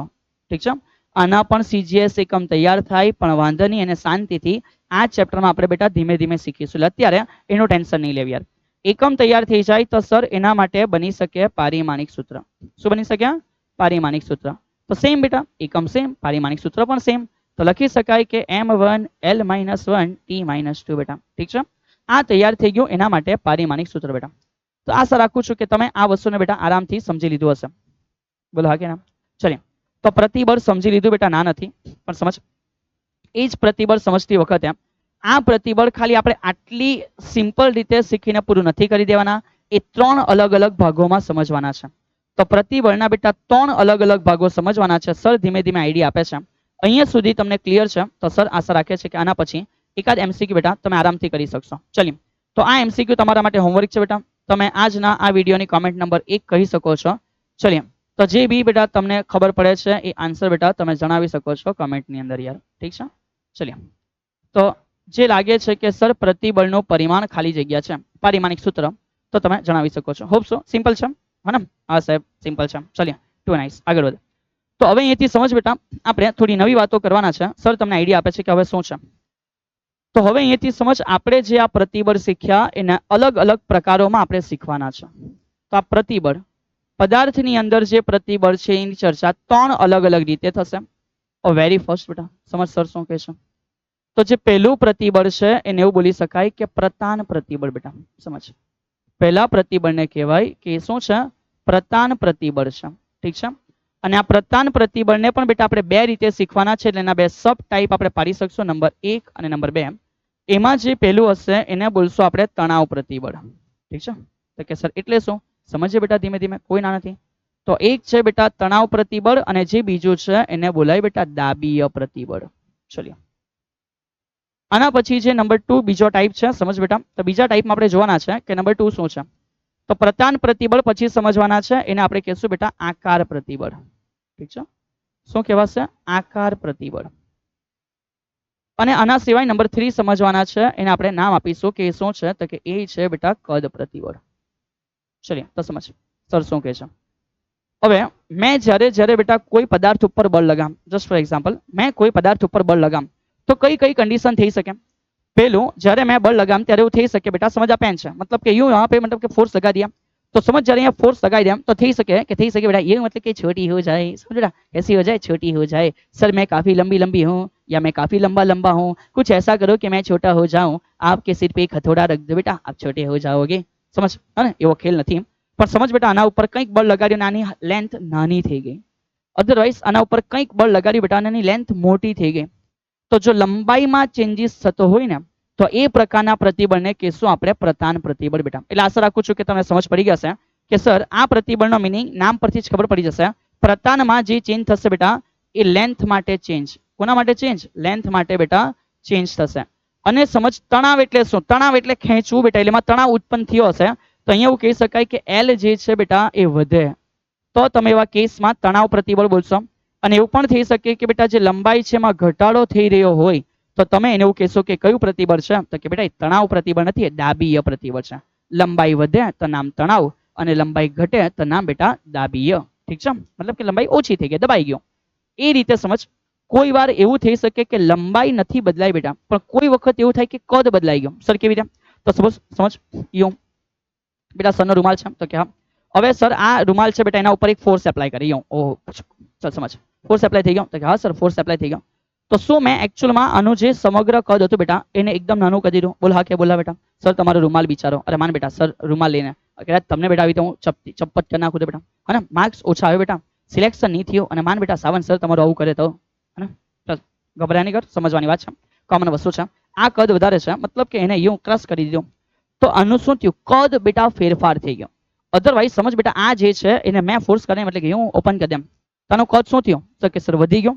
તો થઈ શકે આ લગાડેલા બળના લીધે બેટા કદમાં ફેરફાર થાય, તો એને એવું કહી શકાય કે આ શું છે, આ કદ પ્રતિબળ છે બેટા, નામથી જ ખબર પડી જાય કે કદમાં ચેન્જીસ થશે બેટા।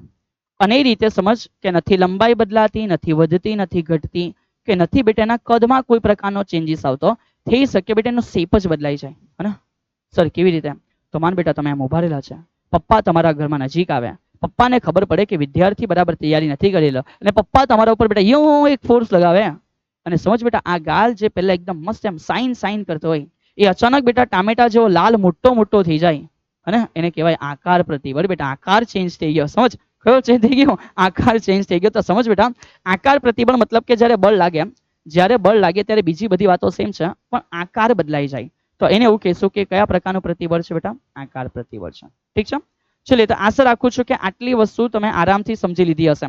પણ એની સાથે સાથે સર તમને એક બીજી પણ વસ્તુ સમજાવે છે કે આ નામની સાથે બીજા ત્રણ નામ સમજવાના છે। તો એમાં સમજ સૌથી પહેલી જે વસ્તુ આવે છે એનું નામ છે બેટા વિકૃતિ। ઓહો હો, કોણ છે બેટા વિકૃતિ, તો સમજ વિકૃતિ બેટા શું છે એ તમે ઓલરેડી જાણી લીધું। તો વેરી ફર્સ્ટ ઇનિશિયલ સ્લાઇડ ઉપર આવી ગયા બેટા કે સરે જ્યારે અહીંયા આવો કંઈક ચેન્જ કર્યો, તો સર અહીંયા બતાવે છે ઓલરેડી બેટા કે આની લંબાઈ કંઈક નાની થઈ ગઈ, કંઈક ઘટી ગઈ બેટા, ઓછી થઈ ગઈ।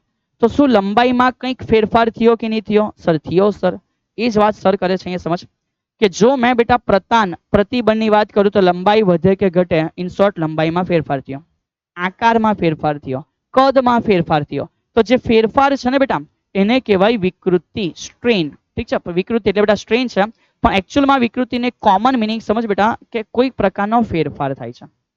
પણ ખાલી ફેરફાર આવું લખવાથી બેટા મજા નહીં આવે, તો સર તમને એકવાર યાદ કરાવે છે, સરે સૌથી પહેલા બેટા એક થિયરી ભણાવેલી, જ્યારે પહેલું ચેપ્ટર ભણાવેલું માપન અને એકમ, ઘણા બધા ઇન્સાને કમેન્ટ કરેલી કે સર ત્રુટિ તો નીકળી ગઈ છે તો આપણે શું કામ સમજ્યા, તો બેટા સમજ સિલેબસમાં ત્રુટિ નીકળી છે એનો મિનિંગ કે તમને આવડતી હોવી જોઈએ, એવું નથી કે નથી ભણવાનું।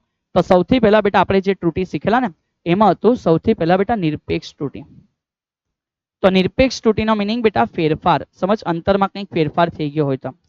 નિરપેક્ષ ત્રુટિ પછી જે શીખેલા બેટા એને કહેવાય સાપેક્ષ, ઠીક છે, અથવા એનું બીજું નામ છે બેટા આંશિક સાપેક્ષ, અથવા એનું બીજું નામ છે બેટા આંશિક ત્રુટિ, એટલે કે લંબાઈમાં કંઈક ફેરફાર હોય ભાગ્યા મૂળ લંબાઈ કરો બેટા, અને કહેવાય આંશિક ફેરફાર। અને ત્યાર પછી આપણે શીખેલા બેટા પ્રતિશત ત્રુટિ, એટલે કે પ્રતિશત ફેરફાર, અથવા તેને જ બોલાય બેટા ટકાવાર ફેરફાર। તો આનો મિનિંગ એવો થાય કે ડેલ્ટા એક્સ ના છેદમાં એક્સ હોય, આ જે ઉપરની ત્રુટિ છે એમાં મલ્ટીપ્લાય બાય 100 કરી દેવાનો। આશા રાખે છે સર કે તમે બેટા આ બધી જાણકારી ઇનિશિયલથી લીધી હશે તો તમારા માટે બહુ ઇઝી હશે। તો સમજ એકચ્યુઅલમાં વિકૃતિ એટલે શું બેટા, તો લંબાઈમાં બદલાવ આવ્યો, તો સર લખે છે કે લંબાઈમાં કોઈક ફેરફાર થાય, તો સમજ લંબાઈમાં ફેરફાર થાય તો શું, તો એનો મિનિંગ કે એની લંબાઈમાં થયેલો ફેરફાર ભાગ્યા બેટા એની મૂળ લંબાઈ. ઠીક છે, જે સર કહે છે સમજ પડે છે. વધી કાં તો ઘટી ભાગ્યા બેટાનો મૂળ જે લંબાઈ છે.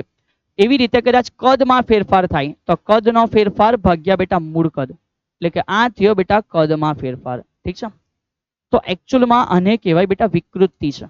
આને કહેવાય વિકૃતિ. ફેરફાર છે ના નથી, પણ ફેરફારને દર્શાવવાના કેવી રીતે, તો આ સ્વરૂપે દર્શાવશો તો સમજ બેટા ફેરફાર છે એમાં મારી કોઈ ના નથી બેટા, પણ એ ફેરફારને બે નામ આપી શકાય. કાં તો તમે એવું કહી શકો કે કયો ફેરફાર બેટા, એ સાપેક્ષ ફેરફાર હશે. ઠીક છે, અથવા તો તમે એને સાપેક્ષ ફેરફાર નહીં બોલો તો બેટા એનું નામ છે કે કયા પ્રકારનો ફેરફાર હશે બેટા, તો કે આંશિક ફેરફાર હશે. ઠીક છે, કયો ફેરફાર હશે, આંશિક ફેરફાર હશે. ઠીક છે, તો સમજ ત્રુટિ, સોરી ત્રુટિ નહીં બેટા, નામ બદલાઈ ગયું, વિકૃતિ. તો વિકૃતિ એટલે શું, તો જ્યારે તમે કોઈ બળ લગાડો છો, જ્યારે તમે કોઈ બળ લગાડો ત્યારે લંબાઈ બદલાય, ક્ષેત્રફળ બદલાય, આકાર બદલાય, મતલબ કે કોઈ ફેરફાર થાય. પણ કયો, આમાંથી આમાંથી આમાંથી, તો બેટા આ, કે જ્યારે બેટા એમાં કોઈ સાપેક્ષ ફેરફાર થાય કે આંશિક ફેરફાર થાય, આને એવું કહેવાય કે શું છે બેટા, વિકૃતિ છે. તો કોઈ એક્ઝેક્ટ પૂછે કે બોલ બેટા વિકૃતિ એટલે શું, તો કોઈ કાચો જવાબ નહીં બેટા, એકદમ સોલિડ જવાબ, આફ્ટર સોલિડ મિકેનિક્સ બેટા, સોલિડ જવાબ કે ભાઈ ફેરફાર, પણ એ કયો ફેરફાર, આંશિક ફેરફાર, એને બોલાય કે વિકૃતિ છે બેટા. એને એવું બોલાય કે શું છે, વિકૃતિ છે. ચલિએ, તો લંબાઈ માટે આવી રીતે લખી શકાય, કદ માટે આવી રીતે. સર જસ્ટ ઉપર ઉપર વાત કરે છે, હજુ ડિટેલમાં આપણે એને જોવાના છે. ઠીક છે બેટા, ચલિએ. તો હવે કદાચ મને કોઈ પૂછી લે કે વિકૃતિ માટે લખો એકમ શું, તો લે ભાઈ કેટલી સિમ્પલ વસ્તુ છે સર. વિકૃતિ માટે એકમ કાં કઈ અઘરી વસ્તુ છે, લંબાઈના છેદમાં લંબાઈ, તો મીટરના છેદમાં મીટર બેટા, કેન્સલ આઉટ થઈ ગયું. સમજ, કદનો મિનિંગ મીટર ક્યુબ ના છેદમાં સર મીટર ક્યુબ, તો કેન્સલ આઉટ થઈ ગયો.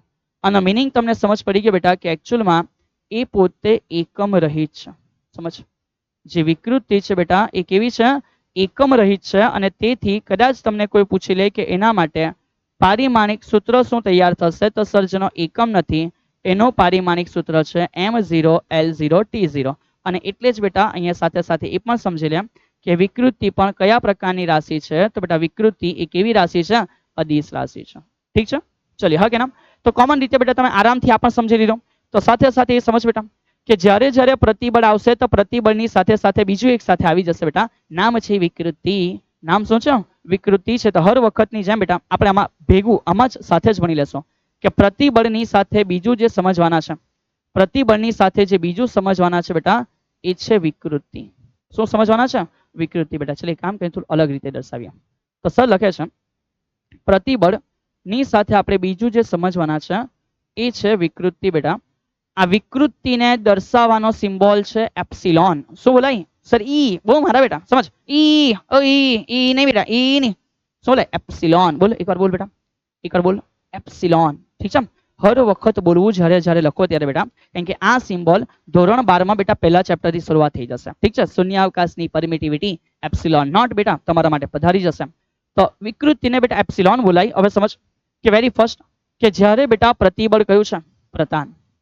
તો જો પ્રતિબળ બેટા પ્રતાન છે તો એની વિકૃતિ નંબર 1, એને એવું કહેવાય કે આ કઈ વિકૃતિ છે, તો કે પ્રતાન વિકૃતિ છે બેટા. શું કહેવાય, પ્રતાન વિકૃતિ છે, એપ્સિલોન એલ કહેવાશે. પણ પ્રતાન વિકૃતિમાં પાછા સર બે ભાગ નહીં પડતા હશે, અરે પડે ને બેટા, કેમ નહીં પડે. જો લંબાઈ વધે છે તો એને કહેવાય તણાવ વિકૃતિ, હે ને. કિકુટી કિકુટી નહીં બેટા, કિકુટી ના બેટા, વિકૃતિ. શું બેટા, વિકૃતિ. ઠીક છે, અને એ રીતે જો લંબાઈ બેટા ઘટે તો એને કહેવાય દાબીય વિકૃતિ. દાબીય, ઠીક છે, દાબીય વિકૃતિ. ચલિए આગળ વધે. એ રીતે જ બેટા અહીંથી સમજ પડે કે સર જો કદાચ આકાર પ્રતિબળ છે, હે ને, તો એના માટે નંબર 2 બેટા બીજો આવી જશે. એને કહેવાશે કે કઈ વિકૃતિ છે, તો કે એ બેટા આકાર વિકૃતિ છે. કોઈ ના નથી બેટા. ઠીક છે, તો એને આપણે એપ્સિલોન આકારમાં બેટા ને થીટા તરીકે દર્શાવશો. અને નંબર 3 માટે સમજ કે સર જો કદાચ કદ બદલાઈ જાય તો સમજ બેટા, કદ બદલાઈ જાય તેને સિમ્પલ ભાષામાં બોલશો કે કદ વિકૃતિ છે. કોઈ ના નથી બેટા. ઠીક છે, અને એને એપ્સિલોન v તરીકે દર્શાવશો, એટલે કે for the volume, for the volume. તો સર આશા રાખીએ છીએ કે એન્ટ્રી લેવા પહેલા હરેક વસ્તુ તમને ક્લિયર થઈ ગઈ હશે. હવે ખાલી બેટા એક ફોર્માલિટી કરવાની છે થિયરી સમજવા માટે. ચલિए, તો પ્રતિબળ એટલે શું, તો કે સર એકમ ક્ષેત્રફળ. એકવાર રિમાઇન્ડ કર બેટા, એકમ ક્ષેત્રફળ માટે ઉદ્ભવતા પુનઃસ્થાપક બળને પ્રતિબળ કહેવાય. જો લંબાઈમાં ફેરફાર થાય તો પ્રતાન પ્રતિબળ કહેવાય. એમાં જો લંબાઈ વધે તો તણાવ છે, અને લંબાઈ ઘટે તો દાબીય છે. જો સર આકારમાં ફેરફાર થઈ જાય તો આકાર પ્રતિબળ કહેવાય. અને જો સર કદમાં ફેરફાર થાય તો એને કદ પ્રતિબળ કહી શકાય છે. સેમ સમજ વિકૃતિ કોને કહેવાય? તો કે સર પ્રતિબળના કારણે કંઈક આંશિક ફેરફાર થાય અથવા પ્રતિબળના કારણે કોઈ સાપેક્ષ ફેરફાર થાય તો અમે એને વિકૃતિ કહીએ છીએ, હા કે ના? તો કે યસ સર. જો કદાચ લંબાઈમાં ફેરફાર થાય તો હવે એને એવું કહેવાય કે પ્રતાન વિકૃતિ છે. લંબાઈ વધે તે તણાવ પ્રકારની છે અને જો લંબાઈ ઘટે તે દબાણ પ્રકારની છે બેટા. સમજ. નેક્સ્ટ અગાડી નંબર 2, જો આકાર બદલાય છે તો આકાર વિકૃતિ કહેવાય અને સર જો કદ બદલાતું હોય તેને કદ વિકૃતિ કહેવાય. કેટલી સિમ્પલ વસ્તુ છે, બોલ હા કે બોલ ના બેટા? સમજાઈ ગયું? ઓકે ને? ચલિए. તો જો તમે પ્રોપર વેમાં આટલું સમજી ગયા છો તો હવે હરેક નાના નાના સવાલ બેટા આપણે તૈયાર કરવાની શરૂઆત કરીએ. સમજ. સમજ બેટા, ઇમ્પોર્ટન્ટ વસ્તુ જે બી ચેપ્ટરની છે ને એ તમારા દિમાગમાં આવી ગઈ. જસ્ટ એના આપણે લાઈન બાય લાઈન સેટ કરીએ છીએ. ઠીક છે? ચલે યાર. તો સમજતા ગયા સર શું કહે છે? સમજ કે ભાઈ પહેલો સવાલ તમારા માટે આવી ગયો. સંગત એને જ કહેવાય પ્રતાન. સમજ. સંગતનું નામ બેટા પ્રતાન છે. પ્રતિબળ લોન્જિટ્યુડનલ સ્ટ્રેસ. ઇંગ્લિશ નામ છે, મે બી ઇન ફ્યુચર કામ આવી શકે બેટા. ચલિए. તો જે લોન્જિટ્યુડનલ સ્ટ્રેસ છે એને સમજવાના દર્શાવશું સિગ્મા એલ વડે. તો સર આનો મીનિંગ શું? તો સમજ બેટા એકદમ સિમ્પલ ભાષામાં. એક સળિયો છે સર, આ તો કેસ સ્ટડી જેવું દેખાય ના બેટા? સળિયો છે, ફિઝિક્સ છે. સમજ. કાં કેમિસ્ટ્રી છે. એક સળિયો છે. માન બેટા એની મૂળ લંબાઈ, માન એની જે મૂળ લંબાઈ છે એ મૂળ લંબાઈ કેટલી છે? તો કે સર એલ છે. તો મેં જો કદાચ આ સળિયા ઉપર એક ફોર્સ એપ્લાય કરું બેટા, માન એ સળિયા ઉપર એપ્લાય કરેલું જે ફોર્સ છે કેટલું છે? એફ. તો એને ખેંચે છે. તો માન એની લંબાઈમાં કોઈ ચેન્જ થઈ ગયો. કેટલો ચેન્જ થઈ ગયો? ડેલ્ટા એલ જેટલો. તો હવે અહીંયા લખી શકીએ સર કે શું લંબાઈમાં ચેન્જ થયો? તો કે હા સર લંબાઈમાં ચેન્જ થયો. તો ત્યારે જે પ્રતિબળ છે બેટા એને એવું કહેવાય કે આ કયું પ્રતિબળ છે? સંગત પ્રતિબળ છે. વ્યાખ્યા બનાવી હોય તો બની જાય. સેમ એ જ વ્યાખ્યા. એકમ ક્ષેત્રફળ દીઠ ઉદ્ભવતા પુનઃ સ્થાપક બળને શું કહેવાય બેટા? પ્રતિબળ કહેવાય. તો હવે સર સમજાવે છે એકદમ જ સિમ્પલેસ્ટ વેમાં તમે કેવી રીતે વ્યાખ્યા લખી શકો. તો સમજ બેટા, આકૃતિ બનાવી દેવાની. મારી કોઈ ના નથી બેટા. ઠીક છે?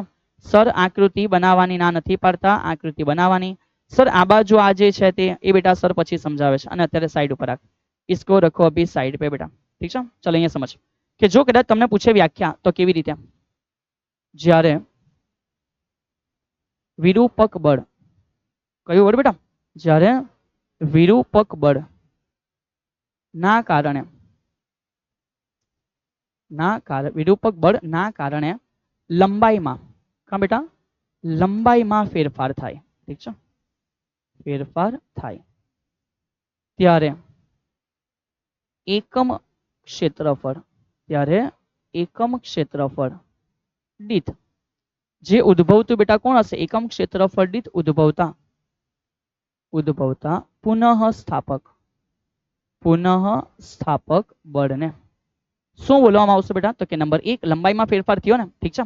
તો ત્યારે એને બોલશું બેટા કે શું છે? તો કે સર એ સંગત અથવા તો એનું જ ગુજરાતીમાં બીજું નામ છે, એને પ્રતાન પ્રતિબળ કહે છે. ઓકે. અને બાકી સમીકરણ તો સેમ છે, એમાં કોઈ નવો ચેન્જ નથી. સિગ્મા લંબાઈ માટે હજુ પણ એ જ વાતો, ક્ષેત્રફળ માટે પુનઃ સ્થાપક બળ. સર જો કદાચ અમને એવું પૂછી લે કે આનો એકમ શું છે તો કોઈ નવી વસ્તુ નથી બેટા. એકમ પણ એ જ આવી જશે બેટા, ન્યૂટન પર મીટર સ્ક્વેર અથવા એને આપણે એવું કહેતા છે કે પાસ્કલ છે.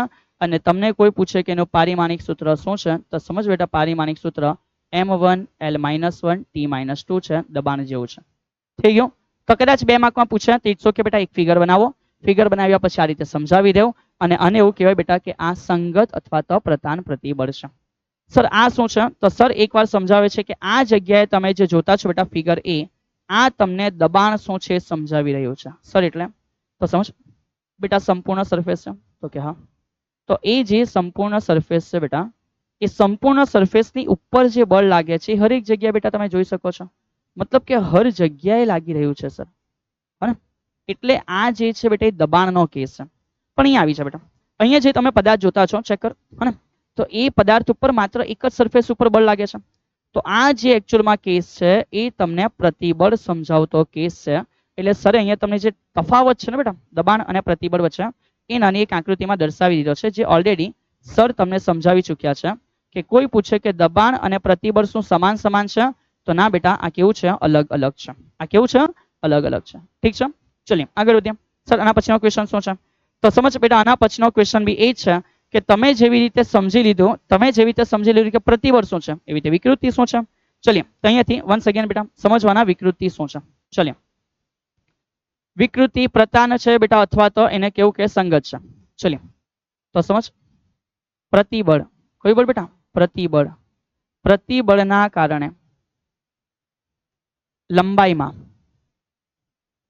લંબાઈમાં કેવો બેટા આંશિક, અથવા તમે એવું કહી શકો કે આંશિકની તો બીજું નામ છે બેટા એને શું કહેવાય તો કે સર આંશિકની તેને કહેવાય સાપેક્ષ. ઠીક છે, સાપેક્ષ ફેરફાર થાય ત્યારે તેને શું કહેવાય બેટા તો કે વિકૃતિ. પણ કયા પ્રકારની વિકૃતિ તો કે ત્યારે તેને બેટા પ્રતાન વિકૃતિ, ત્યારે તેને પ્રતાન વિકૃતિ કહે છે. ચલિए અહીંયા સુધી ક્લિયર તો કે હા સર. ચલિए હવે સમજ બેટા એના બે નામ આપણે લોકો ઓલરેડી ક્લિયર કરી ગયા છે કે સર એના બે નામ આવે. નંબર 1 તો કે સૌથી પહેલું નામ છે બેટા તણાવ વિકૃતિ. કયું નામ છે? તણાવ વિકૃતિ. તો તણાવ વિકૃતિમાં મેં નથી ખેંચતો બેટા, મેં નથી કહેતો કે ખેંચ ખેંચ કરો, સમજીને આગળ વધી જા.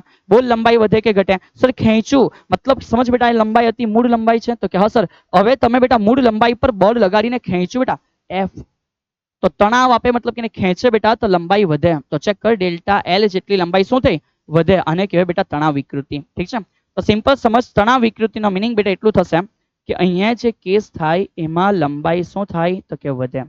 તો માન બેટા લંબાઈ વધે એ ડેલ્ટા એલ જેટલી છે. અધરવાઇઝ જે કેસ છે એ છે સર નંબર 2 કેસ, કે બીજો જે કેસ છે એમાં એને કહેવાય સર ડાબીય વિકૃતિ. એને શું કહેવાય? ડાબીય વિકૃતિ કહેવાય. તો કે ઓકે સર. અને ડાબીય વિકૃતિનો મિનિંગ સમજ બેટા કે એ કેસમાં શું થશે તો કે સર લંબાઈ છે એ ઘટે છે. માન કે બી ડેલ્ટા એલ છે, શું ફેર પડે? તો એકચ્યુઅલમાં હવે અહીંયા લખીએ છીએ કે ભાઈ કઈ વિકૃતિ તો કે ભાઈ પ્રતાન વિકૃતિ.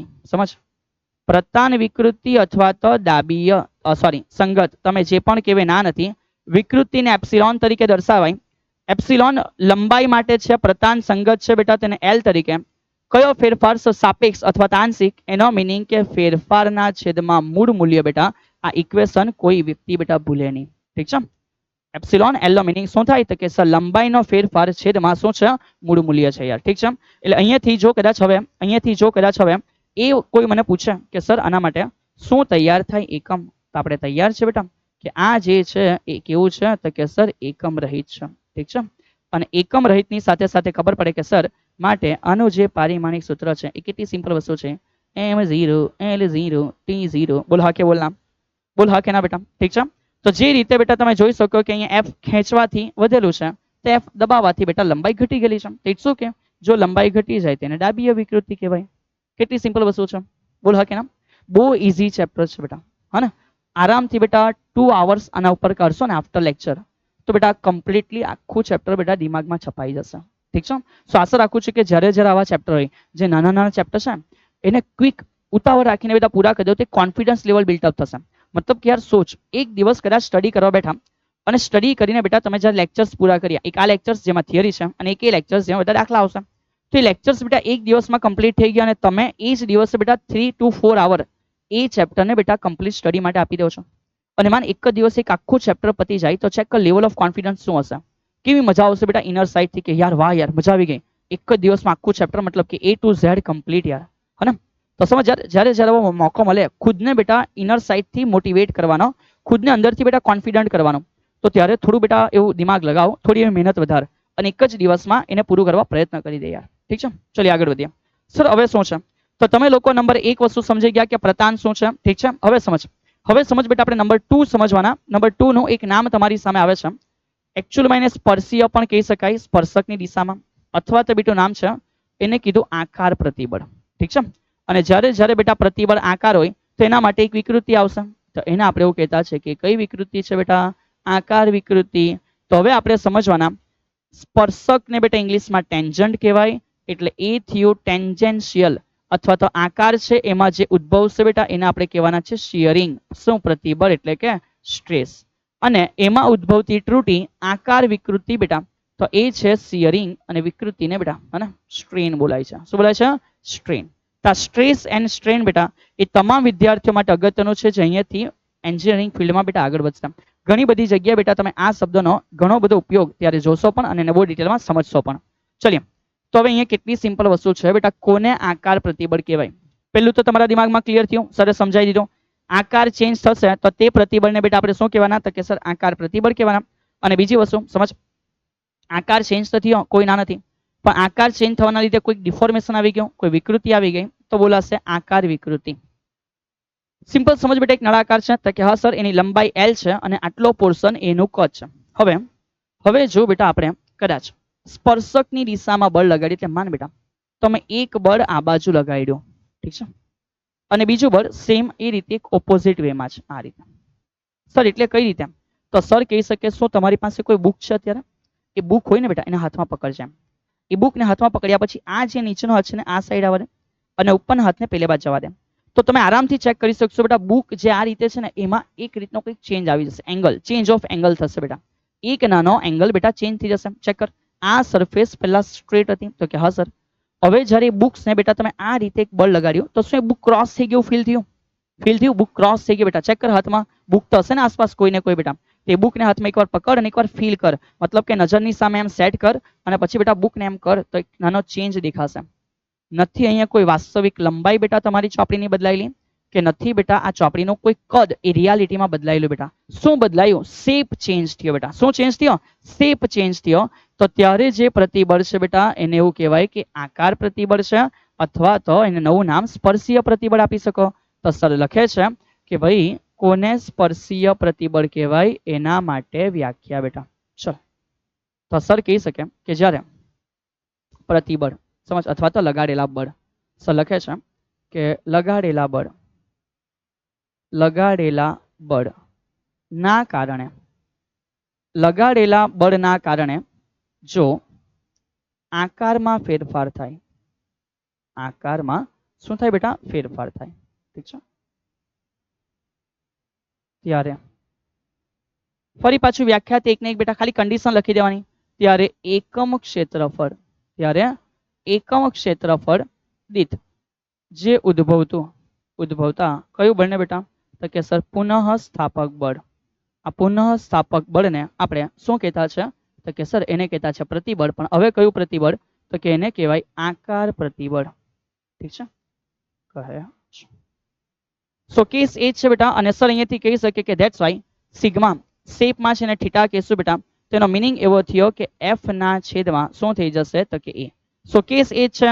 સર હવે ફરી પાછું બેટા એકમ પારિમાણિક સૂત્ર નથી લખતા.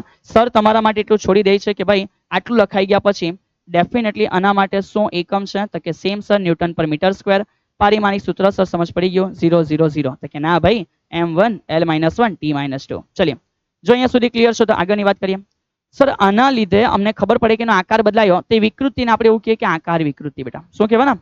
આકાર વિકૃતિ. તો સમજ એકચ્યુઅલમાં અહીંયા આકાર વિકૃતિ શું છે? આકૃતિની બેટા, આકૃતિની આકાર વિકૃતિ. સમજ આકાર વિકૃતિ.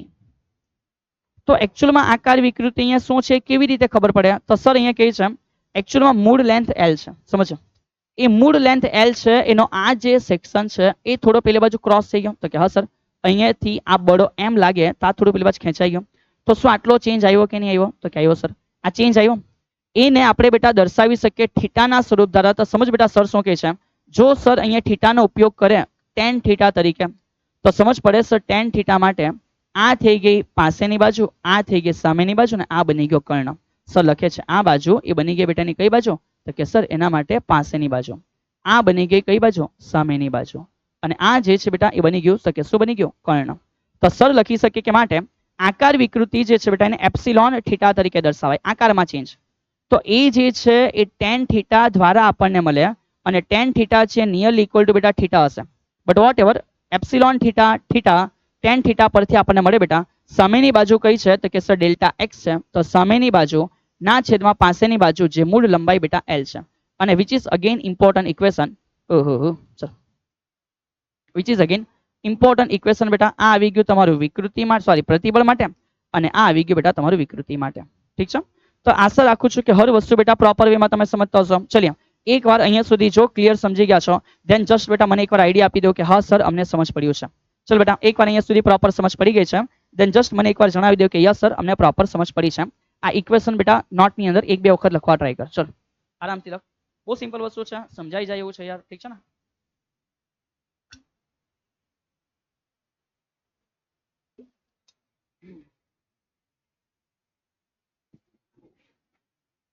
ચલિए આશા રાખું છું કે આરામથી બેટા હરેક વસ્તુ તમે સમજી રહ્યા હશો. નેક્સ્ટ સર ના પછી શું છે? તો હવે આના પછી સમજો બેટા. આના પછી જે ત્રીજું હતું એ આપણે ભણવાના કે સર પહેલું આવી ગયું પ્રતિબળ કયું? તો કે લંબાઈ માટે. બીજું આવી ગયું પ્રતિબળ કયું તો કે બેટા આકાર માટે. તો હવે જે ત્રીજું સમજવાના છે એ નામ તો તમને ઓલરેડી ખબર જ છે કે સર ત્રીજું છે એને કીધેલું કદ પ્રતિબળ. પણ એ જ કદ પ્રતિબળને બેટા એક અલગ નામ પણ આપેલું છે. એ નામ છે બેટા હાઇડ્રોલિક અથવા તો જલીય પ્રતિબળ. અને સર સાથે ઇમ્પોર્ટન્ટ નોલેજ બેટા તમને કહે છે કે આ પ્રતિબળને તમે દબાણ કહી શકો છો, મારી ના નથી બેટા. બાકીના પ્રતિબળમાં એવું નહીં લખાય, પણ આ પ્રતિબળને સ્પેસિફિક તમે કહી શકો છો કે આ દબાણવાળી ચર્ચા છે બેટા. તો કે કેમ? તો એને થોડું સમજવા ટ્રાય કર બેટા. એક એકદમ સિમ્પલ વેમાં સર સમજાવે છે કે માન યાર સર પાસે એક પાત્ર છે, ઠીક છે? સર પાસે એક શું છે? પાત્ર. કયા કલરનું પાત્ર લઈએ બેટા? અરે કોઈ બી લઈ લો ને સર, સમજ. તો સમજ બેટા સર પાસે એક પાત્ર છે, ઠીક છે? આ પાત્ર સંપૂર્ણપણે બેટા સમજો કે પ્રવાહીથી ભરેલું છે. આ પાત્ર સંપૂર્ણપણે સમજ બેટા કોનાથી ભરેલું છે? પ્રવાહી, મતલબ કે સમથિંગ સમથિંગ સમથિંગ સમથિંગ. તો જો આ પાત્ર સંપૂર્ણપણે આ રીતે પ્રવાહીથી ભરેલું હોય, હવે આપણે કદાચ એવું કરીએ બેટા કે કોઈક પદાર્થની અંદર એન્ટર કરીએ. સમજ એક નાની વાદળી જેવી વસ્તુ છે ને પછી તો ફૂલી જશે. સમજ કોઈ મતલબ કે પોચી વસ્તુ છે. તો કદાચ સર આમાં બેટા કોઈ પદાર્થ એન્ટર કરે છે. ચલિए ગોલ ગોલ લી. ઓકે બેટા એક પદાર્થ ગોળ લઈ લઈએ, પિંક લઈએ. તો સમજ આ પિંક પદાર્થ આપણે આની અંદર એન્ટર કર્યો. હવે એ પદાર્થ આપણે એન્ટર કર્યો બેટા ના નથી, હે ના નથી બેટા. પણ કદાચ થઈ શકે કે જેવો આ અંદર એન્ટર થાય એટલે સમગ્ર જે પાણી છે બેટા એ પાણીના દરેકે દરેક અણુ, બોલ ચેક કર બેટા, હરેક જગ્યાએથી આના ઉપર આ રીતે ફોર્સ એપ્લાય કરવાનું ચાલુ કરી દે કે નહીં ચાલુ કરી દે? તો કે હા સર ડેફિનેટલી હર જગ્યાએથી આના ઉપર ફોર્સ એપ્લાય કરવાનું ચાલુ થઈ જશે. તો હર જગ્યાએથી ફોર્સ એપ્લાય થયું તો તમે આરામથી સમજી શકો બેટા. ચેક કર શું થશે.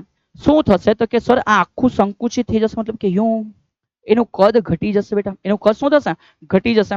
તો સર કહી શકે કે આ બેટા કમ્પ્લીટલી સંકુચિત થઈ જશે અને એના કારણે તમને આનો એક નાનો બેટા આવો શેપ, જેથી ગમતો શેપ દેખાઈ જશે. બોલ હા કે ના? Fill the colour with pink colour sir, pink colour.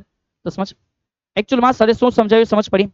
આ જે આખો પોર્શન હતો એ દબાઈ ગયો બેટા. તો શું સર એવું કહી શકે કે આ પ્રકારના કેસમાં શું થયું બેટા? તો કે લખી શકાય સર કદમાં ઘટાડો થયો. શું થયો? કદમાં ઘટાડો થયો બેટા. ઠીક છે સર શું કદમાં વધારો નહીં થઈ શકે? થાય ને બેટા. ફુગ્ગો છે, બલૂન છે, એમાં અંદરથી પ્રેશર આપ હવા દ્વારા તો બલૂન મોટું થાય, કદમાં વધારો બી થઈ શકે. તો જ્યારે બેટા અહીંયા કંઈ બળ લાગી રહ્યું છે, અહીંયા કોઈ ફોર્સ લાગી રહ્યું છે, ત્યારે એકચ્યુઅલમાં કદમાં ફેરફાર થયો. તો કદમાં ફેરફાર થાય તો એ પ્રતિબળ આપણું કદ પ્રતિબળ છે. એનું જ બીજું નામ છે ને હાઇડ્રોલિક એટલે કે જલીય પ્રતિબળ પણ બેટા બોલી શકાય.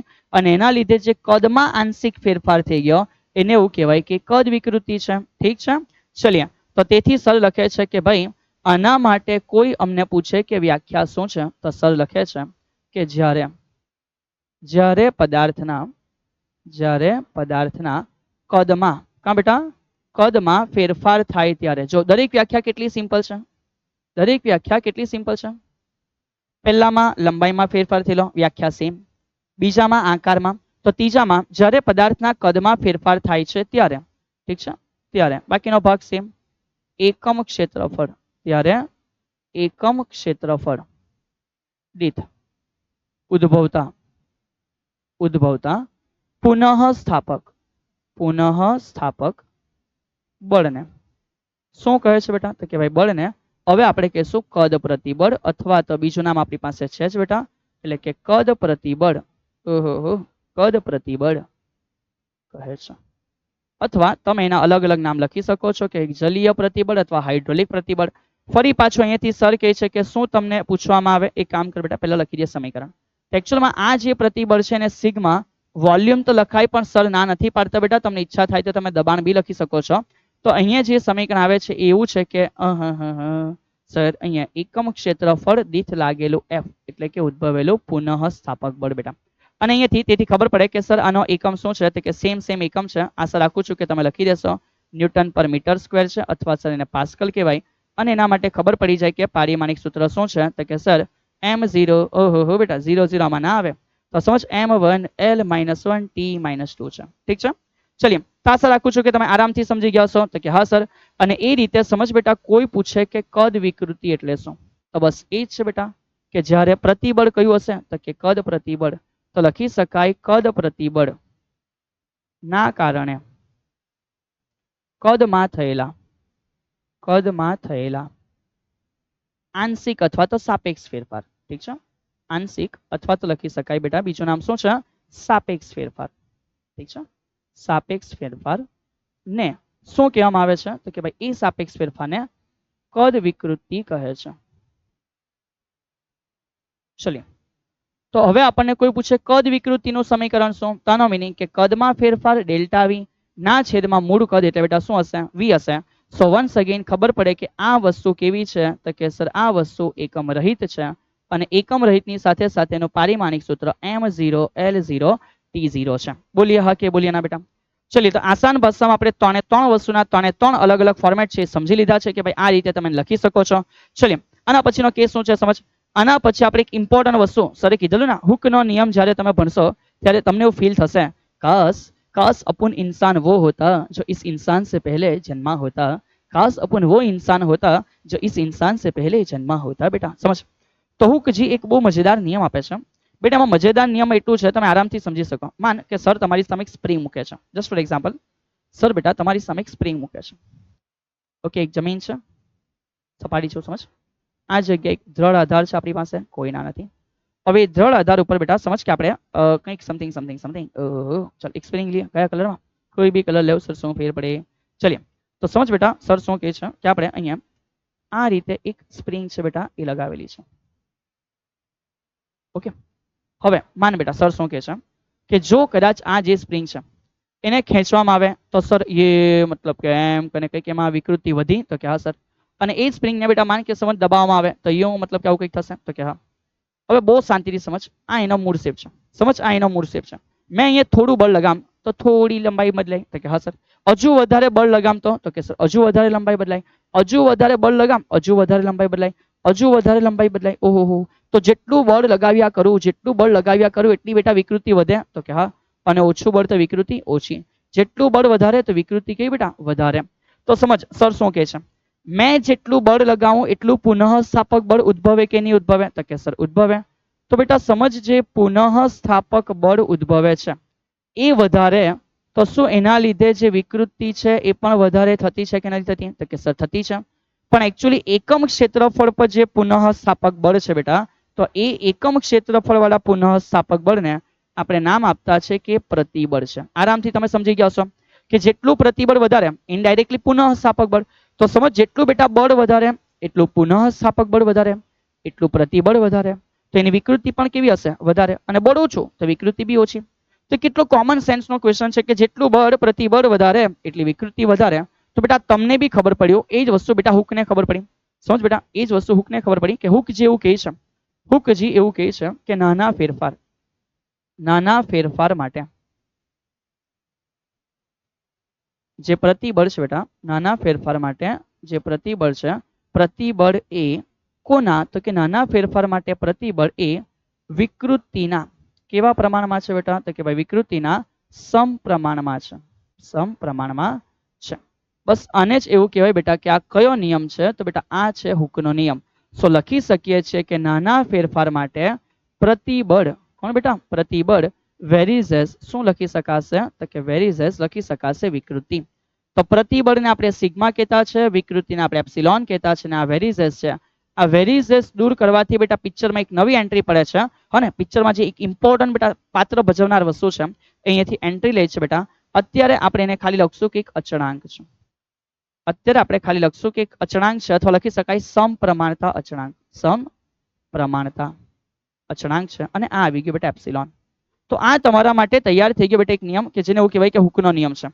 આ તમારા માટે તૈયાર થઈ ગયો બેટા એક નિયમ કે જેને એવું કહેવાય કે કયો નિયમ છે હુકનો નિયમ છે. અહીંયા અટકી જાવ, કોઈ ના નથી બેટા. અને એક વસ્તુ નાની યાદ રાખજો કે જે હુકનો નિયમ છે ને બેટા એ કોઈ એક સાબિતી સાથે નથી આવેલો, જસ્ટ એક અનુભવિક નિયમ છે. તો લખી શકાય કે હુકનો નિયમ બેટા સમજ અનુભવિક નિયમ છે. ઠીક છે, હુકનો નિયમ અનુભવિક નિયમ છે જે ઘણી બધી જગ્યાએ લાગુ પડે છે. ના નથી બેટા, ઘણી બધી જગ્યાએ લાગુ પડે છે બેટા. ચલિએ, હવે અહીંયાથી આપણે પિક્ચરમાં એન્ટર થવાના છે બેટા. સમજો કે સર અત્યાર સુધી આપણે એવું સમજ્યા કે આ એક અચળાંક છે મારી, કોઈ ના નથી બેટા. તો હવે જે આ સમપ્રમાણતા અચળાંક છે એને આપણે અહીંયાથી આગળ વધારીશું કે આ જે સમપ્રમાણતા અચળાંક છે બેટા સમજ હે, આ જે સમપ્રમાણતા અચળાંક છે એને અહીંયાથી આપણે ત્રણ અલગ અલગ નામોમાં બેટા ડિવાઈડ કરવાના છે. તો વેરી ફર્સ્ટ બેટા એના ત્રણ નામ આવવાના છે, તમે જાણી જશો આરામથી. પહેલું જે નામ આવશે બેટા એનું નામ છે એને કહેવાશે યંગ મોડ્યુલસ. શું બોલાશે? યંગ મોડ્યુલસ બેટા, है ना? प्रतान आकार लंबाई तो क्या तनाव स्थितिस्थापकता दबीय स्थितिस्थापकता बेटा प्रतान ठीक है। तो जब लंबाई में चेन्ज થશે बेटा, જ્યારે લંબાઈ માં ચેન્જ થશે ત્યારે અચળાંકને નામ આપશું બેટા આપણે y એટલે કે યંગ મોડ્યુલસ બેટા। નંબર 2 જે આવવાનું છે એને કહેવાશે બેટા દ્રઢતાંક, ધ મોડ્યુલસ ઓફ રિજિડિટી, દ્રઢતાંક, આને કહેવાય સ્થિતિસ્થાપકતાંક સમથિંગ। તો એને આપણે g કહેશું બેટા। અને એ જ આવશે નંબર 3 કદમાં ફેરફાર થાય ત્યારે। તો કદમાં ફેરફાર થાય તેને કહેશું બેટા કદ સ્થિતિસ્થાપકતાંક અથવા એનું નામ છે બેટા બલ્ક મોડ્યુલસ। શું નામ છે? Bulk modulus. તો દરેકે દરેક આ નામ છે એને બેટા આપણે સમજવાના છે, આપણું ઇમ્પોર્ટન્ટ અને કહી શકાય ચેપ્ટરનો બેટા એટ ધી એન્ડ પોર્શન છે, ઠીક છે। તો અહીંયાથી આપણે સમજવાના બેટા કે હુકનો નિયમ તો આવી ગયો, પણ એ હુકના નિયમમાં બેટા 3 નામ છુપાયેલા છે। આ સમપ્રમાણિત અચળાંક, આ સમપ્રમાણિત અચળાંક જો લંબાઈમાં ફેરફાર થાય તો યંગ મોડ્યુલસ તરીકે આવશે, જો શેપમાં ફેરફાર થાય તો બેટા દ્રઢતાંક તરીકે આવશે, અને જો કદાચ કદમાં ફેરફાર થાય તો બેટા બલ્ક મોડ્યુલસ તરીકે આવશે, ઠીક છે। ચलिए तभी कंटिन्यू सर, અહીંયાથી શું છે સમજવાના। चलिए इसको मारी गोली बेटा અને પછી આપણે જોઈ લઈએ, ઠીક છે। આપણે આપણી રીધમને બેટા નહીં તોડીએ યાર। ચलिए તો અહીંયાથી સર તમને સમજાવે છે કે ભાઈ ચलिए સમજી લઈએ। તો આપણે આને પછી જોશું, પહેલા આપણે આપણી રીધમમાં કન્ટિન્યુ બનશું બેટા। તો સર લખે છે કે આપણે અહીંયાથી જે સમપ્રમાણિત અચળાંક જોયું છે એને સમજવાના।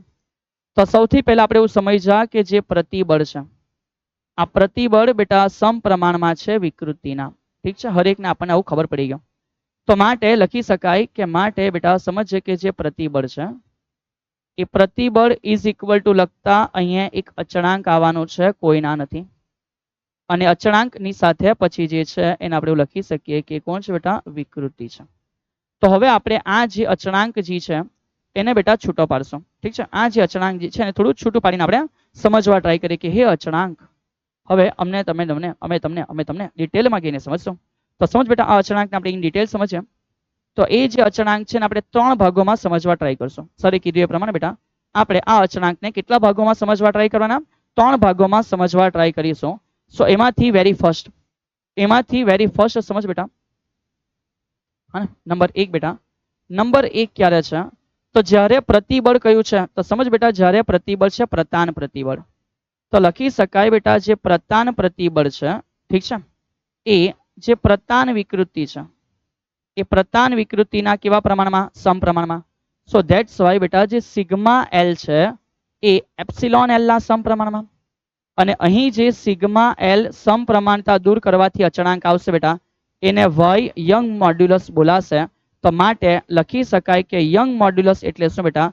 તો યંગ મોડ્યુલસ એટલે સિગ્મા એલ ના છેદમાં એપ્સિલોન એલ। સમીકરણ બેટા એક નાનું ટચુકડું તમારા માટે તૈયાર થઈ ગયું। બોલ હા કે બોલ ના? તો કે યસ સર। તો આ થઈ ગયું બેટા નંબર 1 યંગ મોડ્યુલસ।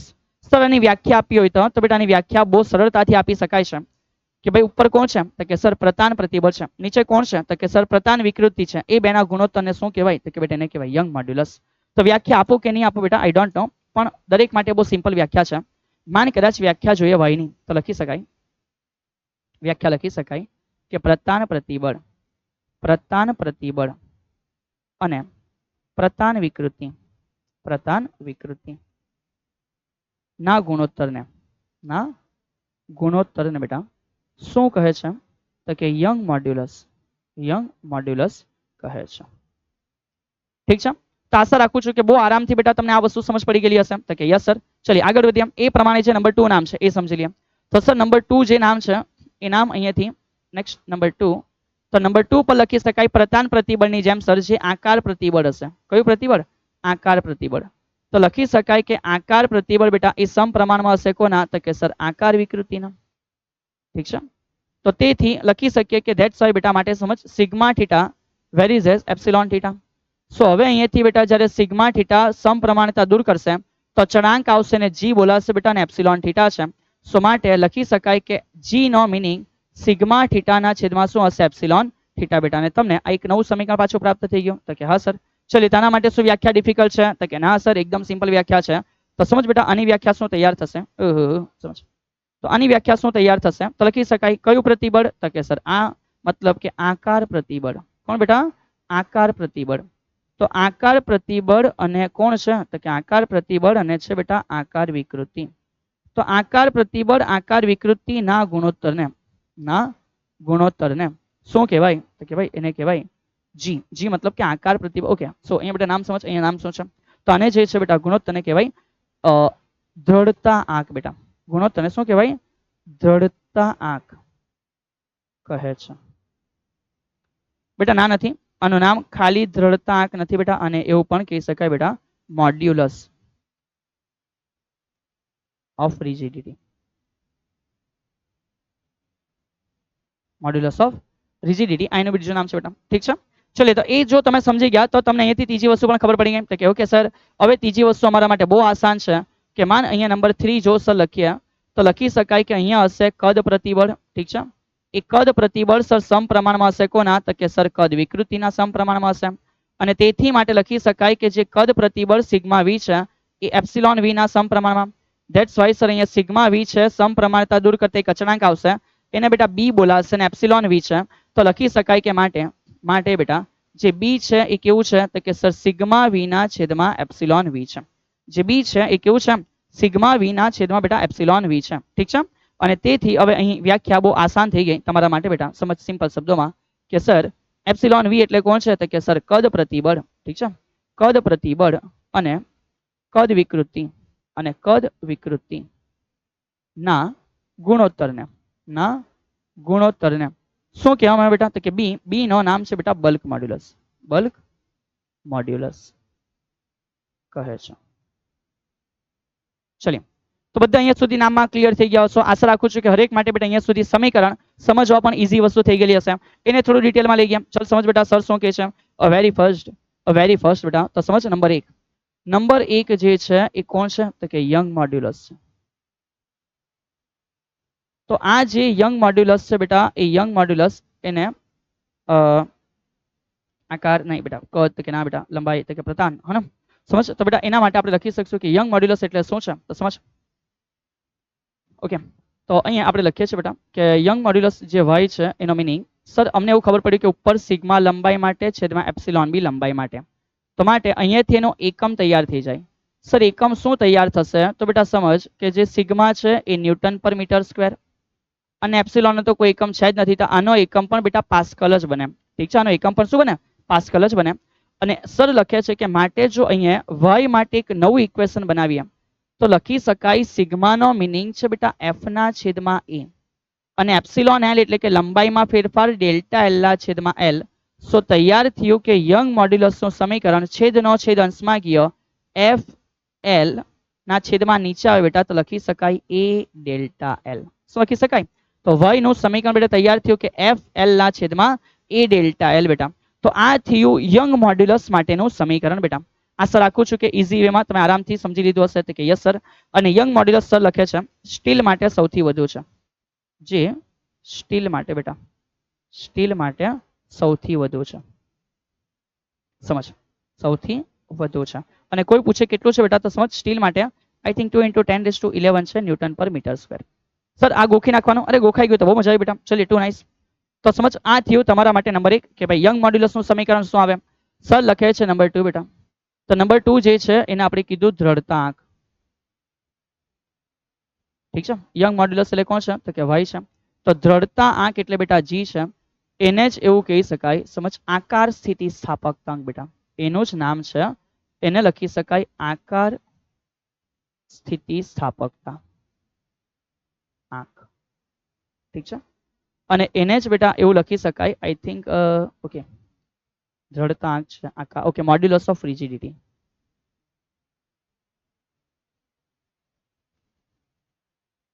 ઠીક છે, તો આ એનું બેટા નામ છે.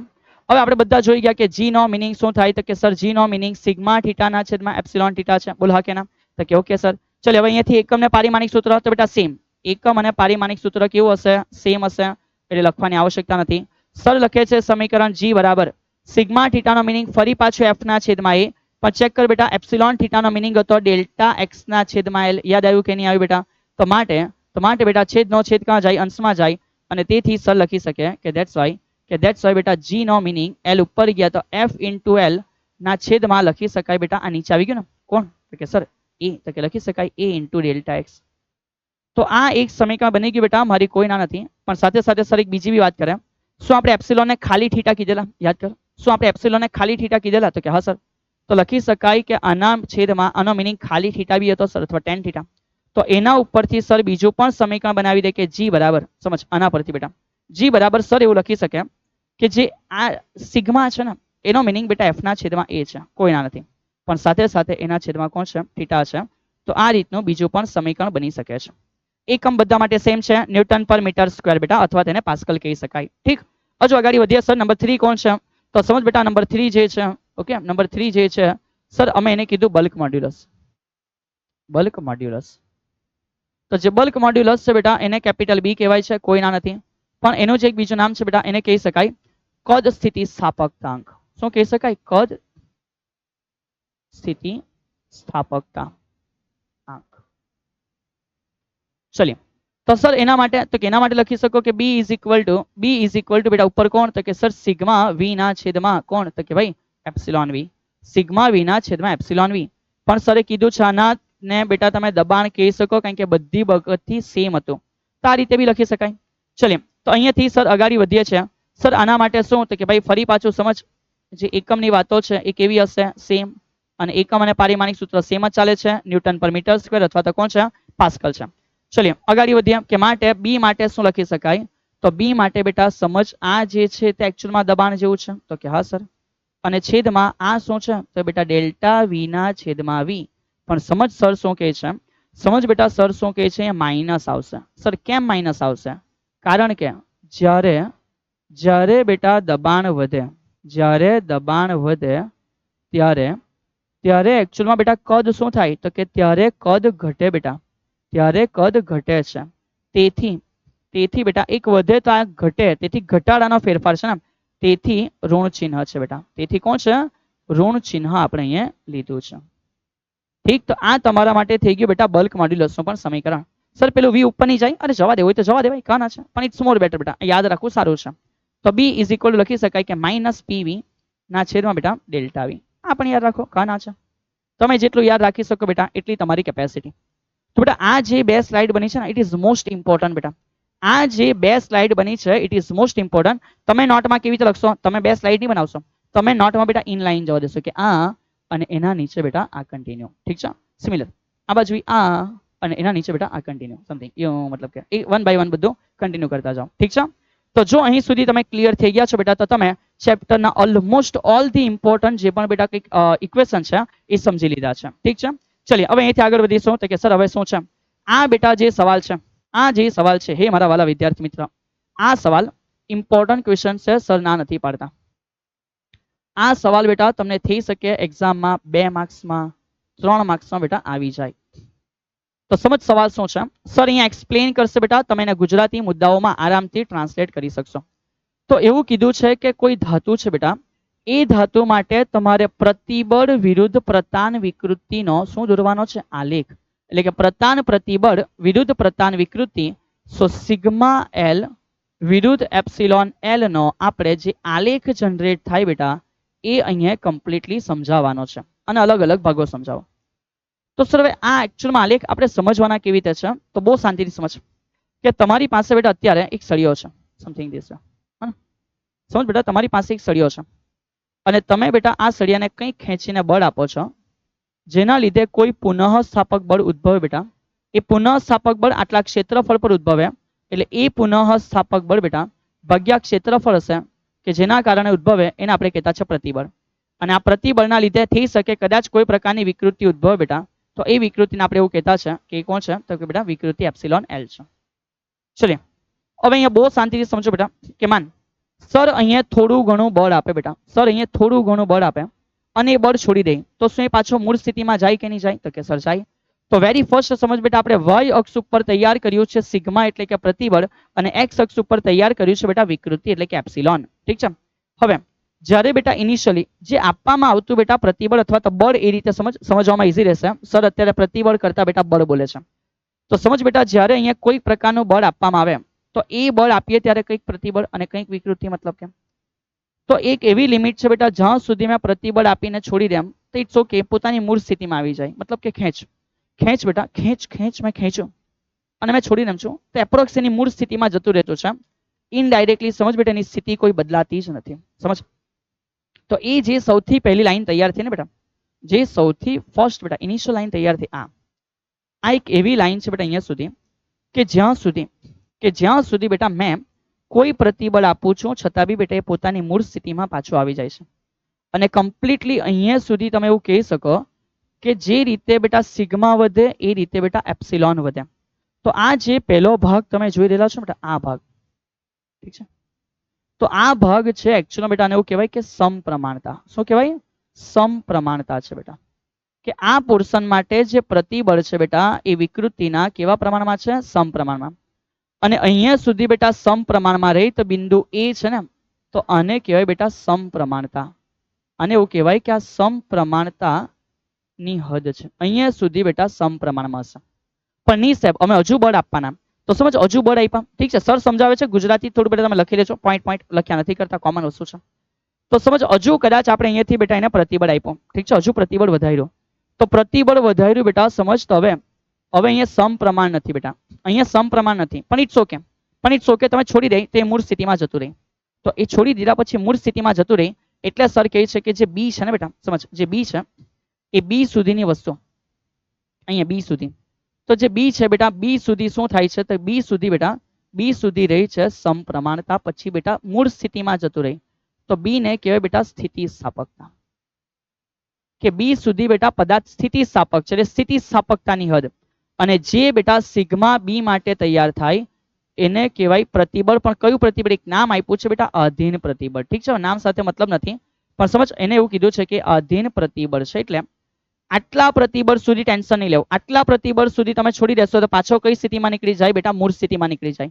પણ હવે સમજ બેટા કે મેં કંઈક વધારે પડતું જ અહીંયાથી પ્રતિબળ ઉત્પન્ન કરાવ્યા કરું છું તો ડેફિનેટલી એમાં કંઈક ખામી આવી જાય, માન કે કંઈક લોખંડનો સળિયો છે તે ખેંચાઈ જાય, તો એ વસ્તુ અહીંયા કહેવા માંગે છે કે ભાઈ કદાચ જો હજુ બી મેં અહીંયાથી કંઈક ને કંઈક બેટા સમજ અહીંયાથી કંઈક ને કંઈક પ્રતિબળ વધાર્યા જ કરું, તો એ પ્રતિબળ વધાર્યા જ કરું બેટા, વધાર્યા જ કરું તો હવે વાત પતી ગઈ બેટા, હવે એનામાં વિકૃતિ ઉત્પન્ન થવાની ચાલુ થાય। તો માન બેટા મેં એને સી સુધી ખેંચું છું, હવે પ્રતિબળ વધ્યું તો એ હવે એના મૂળ શેપમાં પાછો નહીં જશે, એ રિટર્ન તો જશે બેટા, પણ રિટર્ન જશે ત્યારે એમાં કંઈક વિકૃતિ બેટા આવી ચૂકેલી હશે, એટલે કે એમાં કંઈક કાયમી સ્થાપન અથવા તો વિકૃતિ જોવા પડશે। આને કહેવાય બેટા પ્લાસ્ટિક વિરૂપણ। આને એવું કહેવાય કે આ શું છે? પ્લાસ્ટિક વિરૂપણ છે બેટા, ઠીક છે। પણ સમજ મતલબ ક્યાંયથી હજુ ખેંચ કરો તો ખેંચ થયા કરે બેટા, પણ આનો મિનિંગ એવું બી નહીં હોય કે હર હંમેશ બેટા ખેંચ કર્યા કરો।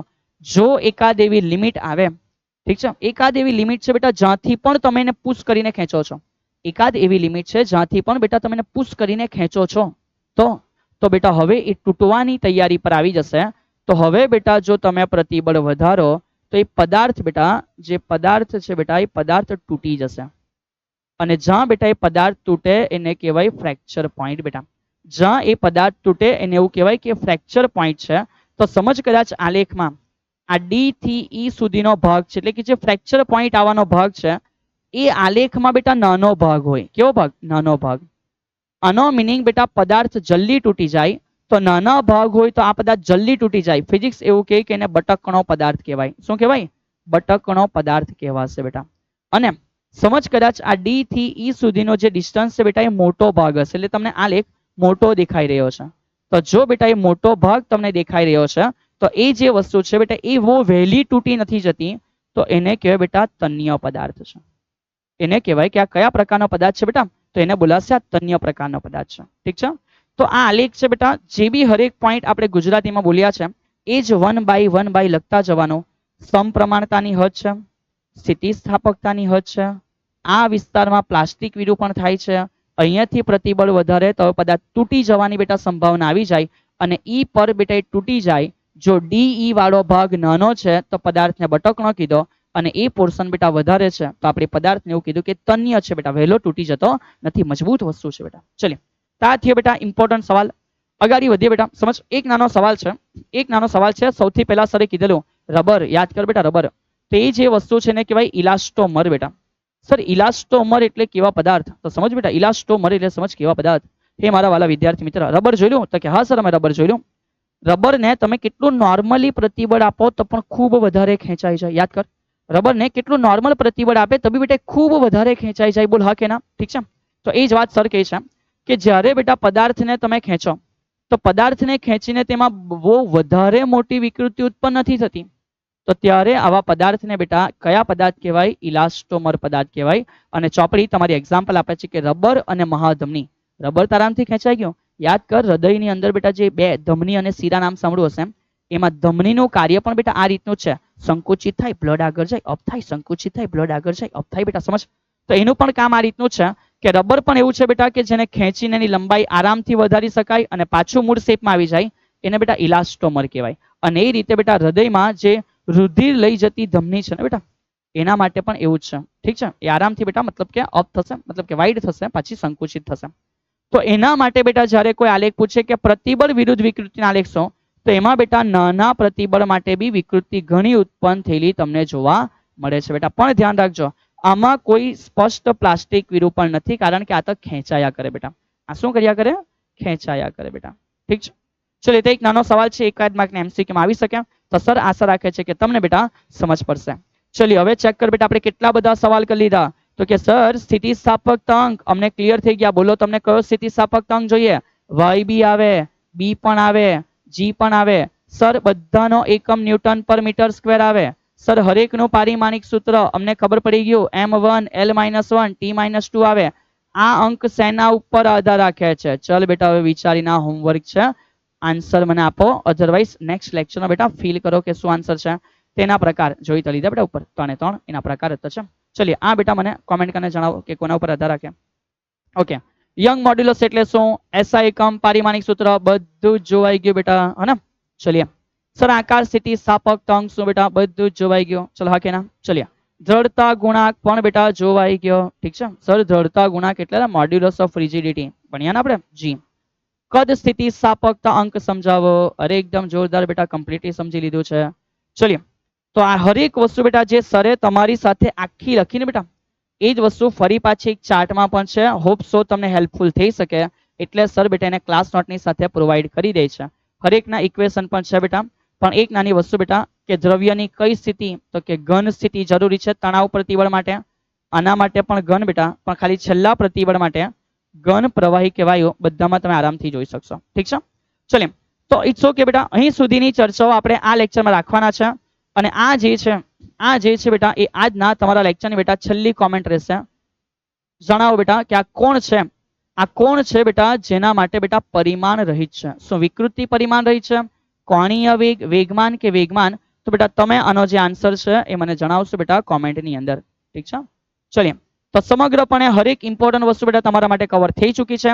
હવે અમુક એવી વસ્તુ છે જે બેટા એનસીઆરટી પ્રમાણે થોડી એલિમિનેટ કરી છે. ના નથી, પણ આપણે થોડું એને જાણકારી માટે મેળવી લેશું આના પછીના લેક્ચરની અંદર બેટા. ઠીક છે, કે જ્યારે જ્યારે સર તમને આના પછીનો સેશન્સ કરાવશે કે જેની અંદર તમને સ્થિતિસ્થાપકીય સ્થિતિ ઉર્જાની પણ થોડી ઇન્ફોર્મેશન મળી જશે.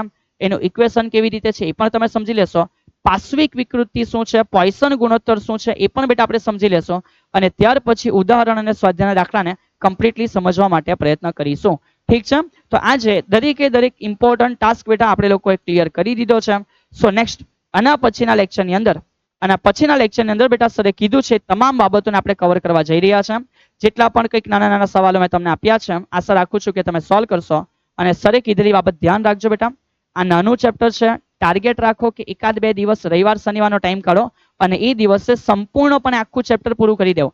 ઇટ્સ મોર ગુડ બેટા. અને તમને અંદરથી થોડો કોન્ફિડન્સ પણ આપશે કે ચલી યાર કંઈક કાર્ય કરવાની મજા આવી ગઈ. ઠીક છે, તો આશા રાખું છું કે તમે આ કાર્ય બેટા ખૂબ સારી રીતે કરશો અને નાનું ચેપ્ટર, સરળ ચેપ્ટર તમને આસાનીથી સમજ પડી ગયો હશે. એ જ હેતુ સાથે બેટા જય હિન્દ.